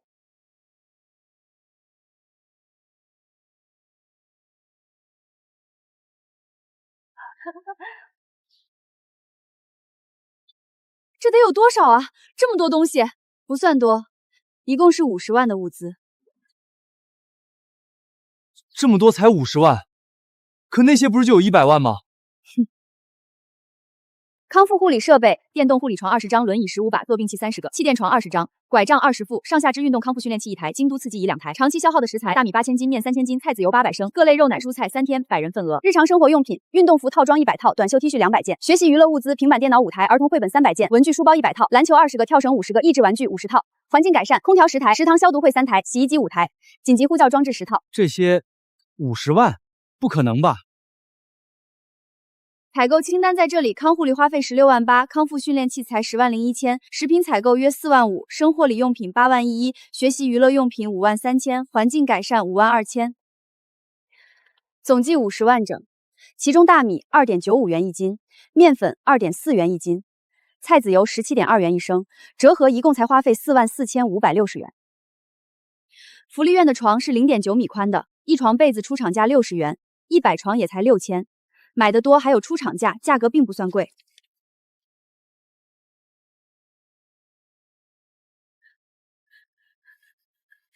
谢谢你们，谢谢你们，你们捐的东西很好，尤其是康复理疗相关的，我们正缺着呢。这些设备我们盼了好几年了，今天总算有人送来了。我们楚玲小姐是第一次捐款捐物资，特意在网上了解了福利院孩子们的身体情况和生活环境，才选出这些物资。希望能切实帮到大家。这小姑娘才多大呀，想得这么细。这江家大房的女儿就是了不起，这是做大事的料子。话说回来，江家二房捐款100万的物资就30几个箱子，怎么越算越不对劲儿？50万堆了半个草场，200万才堆了一面墙，这个账谁算得过来？就算一箱平均1万块，30箱也才30万，他那100万怎么来的？难道是诈捐？葛夫人，请问您那100万的物资具体包含哪些内容？能不能也提供一份详细的采购清单？葛夫人，大房这边50万的物资有详细的品类和价格清单，您那边能不能也像这样公示一下，这样大家也好看得清楚。葛夫人，您那100万的物资到底买了什么？值不值100万？这位记者朋友，我们基金会的工作一向规范，100万的物资都是有据可查的。那方便我们现在查一下吗？各位记者朋友，今天天气热，葛夫人刚忙了一上午，先让她休息一下。葛夫人诈捐的话题已经在热搜上挂了2天了。葛夫人这回栽得不轻，不仅网上都在传她诈捐，集团那边好几个董事已经开始问话了。这次的事说到底都是秋元的功劳，要不是他把那批物资的账目做得那么细，葛夫人也不会这么快就被看穿。秋元，你现在已经是正式的江家大房管家，升职也是再无可升，我们只能给你发奖金和放年假了。谢谢先生，谢谢太太。现在大房的声誉已经打响了。小姐这一步算是稳了，我离当江家总管家的目标似乎又近了一步。江总，您快打开手机看看吧，出大事了！吵什么？你能不能稳重点？怎么了？江总被冲上热搜了。这回又是哪个媒体营销我是霸道总裁、巨星长相？赶紧撤掉，我们要低调，知道吗？不，这次是被骂上热搜的。被骂上热搜？不可能！我有什么可挨骂的？是不是江林芷那个混小子买的热搜，说我家暴他？他把他妈气成这样，不该打骂？不，要不您自己看吧。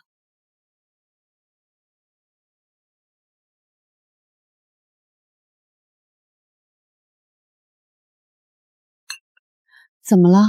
公司出什么事儿了？没事，就是公司有点事儿。你早点睡吧。睡什么睡呀？这才2点多。秋元，你也下来，和我一起去书房。好。先生出什么事情了？这是您跟陈老师。我立刻为您准备行李，离婚手续的事宜我会和您的律师详谈的。当然不是，我怎么可能背着太太出轨？这是绝对不可能的。那这照片，这是 AI 生成的。AI 是什么？ AI 是一种技术，可以用你的脸去合成任何照片、视频，以假乱真。只要你有足够多的正面照片，我这些年出席活动、拍宣传片，到处都有我的脸。他们拿到素材，就能做出任何他们想要的东西。AI 是什么？可以凭空造出任何画面？对，照片、视频、语音，只要素材够多，什么都能造出来。所以它才叫丑闻，不是因为事情真的发生过，而是因为只要看起来像真的，就足够毁掉一个人。那大家怎么分得清真假？人人都可以凭空捏造，那事实还有什么意义？分不清，所以这东西才可怕。你看他的账号里面，3个月前他就开始发布在江家的生活日常和一些想嫁入豪门的情感文案。这些照片有些是 AI 生成，有些是实拍。如果全是假的不可信，但如果是真假混用，就大大增加了可捏造的空间和可信度。对。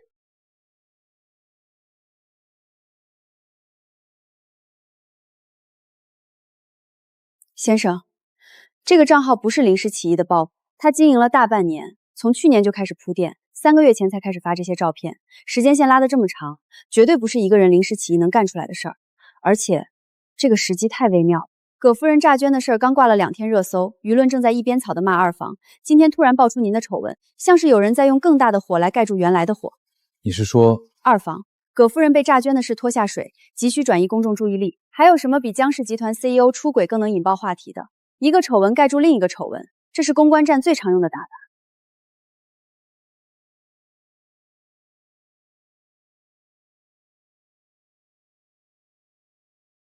喂，您好，这里是江家大房内线。什么？记者？抱歉，我们不接受采访。江总，公关部那边说热搜已经挂了1上午了，撤不掉。那边平台回复自然流量上涨无法干预。还有3个董事打了电话来问情况，说下午要开临时电话会议。江氏集团股价早盘开盘后已经跌了快5个点了，而且还在往下走。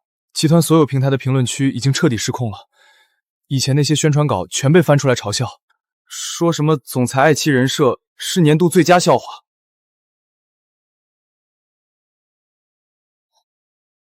江总，是王董，他说让您务必今天之内给他一个解释。知道了，你们先出去，把门带上。先生，事已至此，得马上让公关部联系3家核心媒体发声明，还得给董事会打电话稳住他们。财务备一份股份回购方案，开盘前发。你也不用过于担心股价，明天股市休息，我们还有很多操作空间。秋云，你说，香儿会不会觉得这事儿是真的？先生最担心的不是股价，股价跌了能涨回来，可若他有一点点相信，信任就会出现裂痕。这事儿我也没有办法了。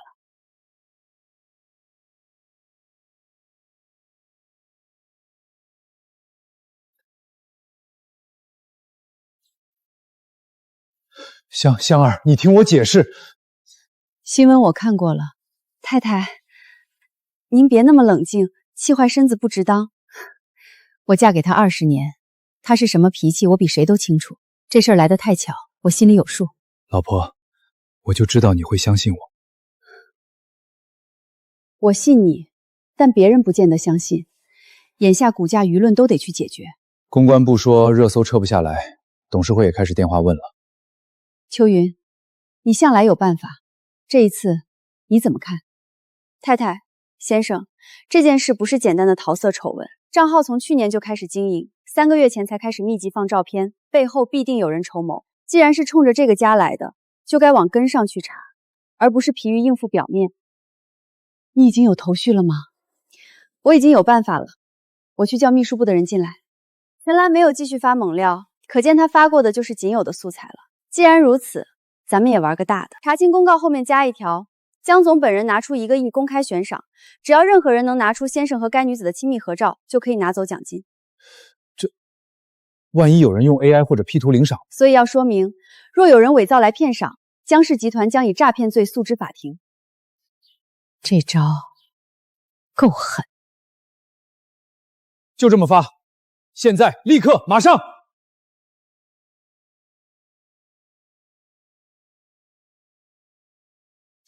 网络上大家对豪门隐私瓜有兴趣，但也有明星八卦盘足需求。有另一部分网友对豪门内部权力倾轧有深度解剖欲望。如果能引导网络舆论朝这个方向发展，对咱们更有利。上辈子在国公府，姨娘们争宠最喜欢用伪造证据。这一世，科技把假东西拆得更快，却也让真的东西埋得更深。既然如此，那就用1亿把埋在最深处的那条蛇逼出洞来。秋元，有你在我放心。你就是秋元？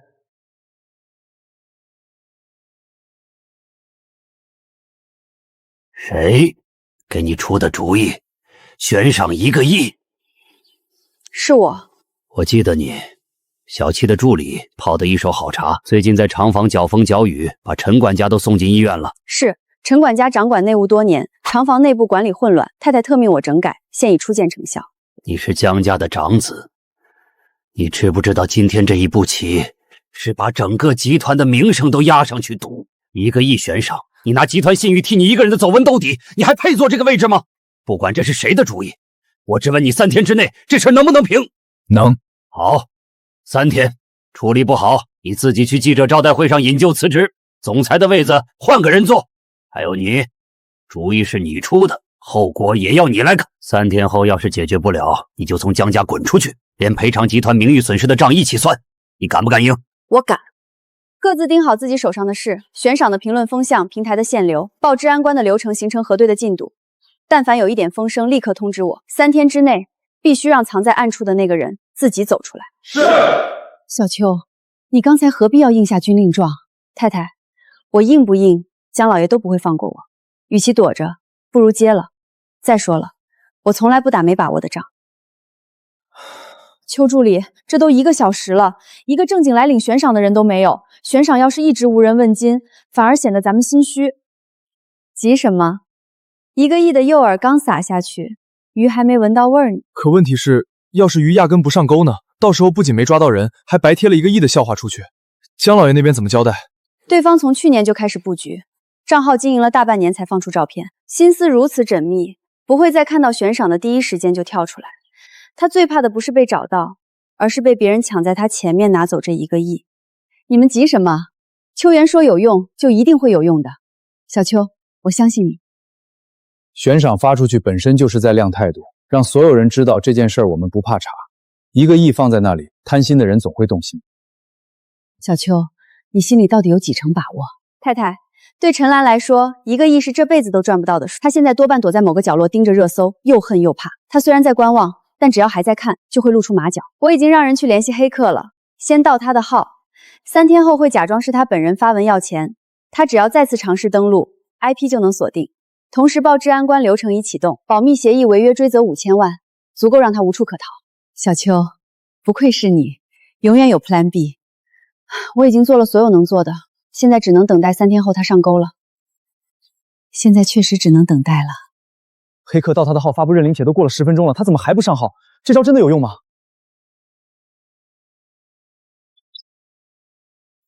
他登录了，快锁定他的 IP！ 你们几个去他的 IP 所在地把他找出来，带着安保和律师过去，当场给他发律师函。先生，保安处找到陈兰了，说他就在江家庄园里躲着呢。什么？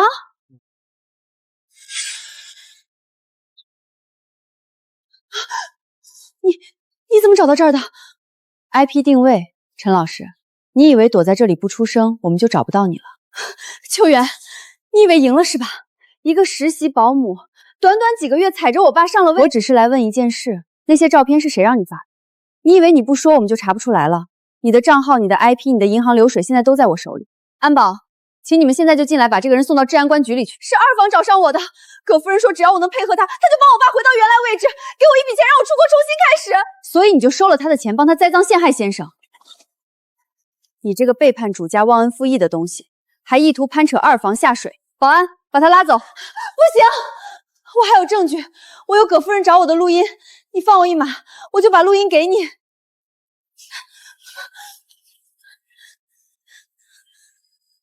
这事儿办成了，大房就翻不了身了。把他交给治安官，按流程走，口供、证据、银行流水一起送过去。你答应过放我走的，我没答应放过你。呸！卑鄙小人！这叫智慧，带走吧。太太，陈兰抓到了，2房录音，铁证如山。爸，我有证据，想当面跟您说清楚。这事儿办成了，大房就翻不了身了。这录音剪辑痕迹这么明显，怎么能当真？谁知道现在 AI 什么都能合成？秋雨，你一个保姆，谁知道你是不是伪造证据来陷害我？葛夫人若不信，可以请第3方鉴定机构当场核验。另外，陈兰已经被治安官抓走，到时候这到底是录音剪辑还是原声，一查便知。江家的脸面是被你这么糟践的，为了争权，连集团声誉都敢拿出来做赌注。余香、秋元，你们做得很好。从今天起，2房不再参与集团任何核心事务，所有职位一律收回，外派去管理西南那边的边缘子公司。林芷是个烂泥扶不上墙的，从今天起，让楚灵当江家正式的继承人候选，往后让他好好跟着你学。江家的未来交到你们大房手里了。秋云，长房的内务你也接着管下去吧，往后就是名正言顺的大房总管家，江家上下该听你的都得听你的。谢江老爷信任，必不负所托。上线3小时，下载量突破50万。秋氏管家 APP 已经上线全球30多个国家，从豪门大宅到普通家庭，都在用邱总管的方法管好自己的家。邱总管，从实习保姆到管家界传奇，您只用了不到1年，您有什么想对大家说的吗？我不过是把以前学到的规矩用在了今天该用的地方。管家这件事儿，说到底是管人心，把人的心理顺了，家自然就顺了。邱总管，能请你喝一杯吗？既然你都邀请我了，那我就答应你吧。上一世，我的名字被埋过深墙高殿，连个痕迹都没留下。这一世，我写书做 app， 把古人的规矩留在这个时代里，有人读，有人用，有人记得。我把这一路走来的故事都留在了人间。这一世，我终于活成了自己的传奇。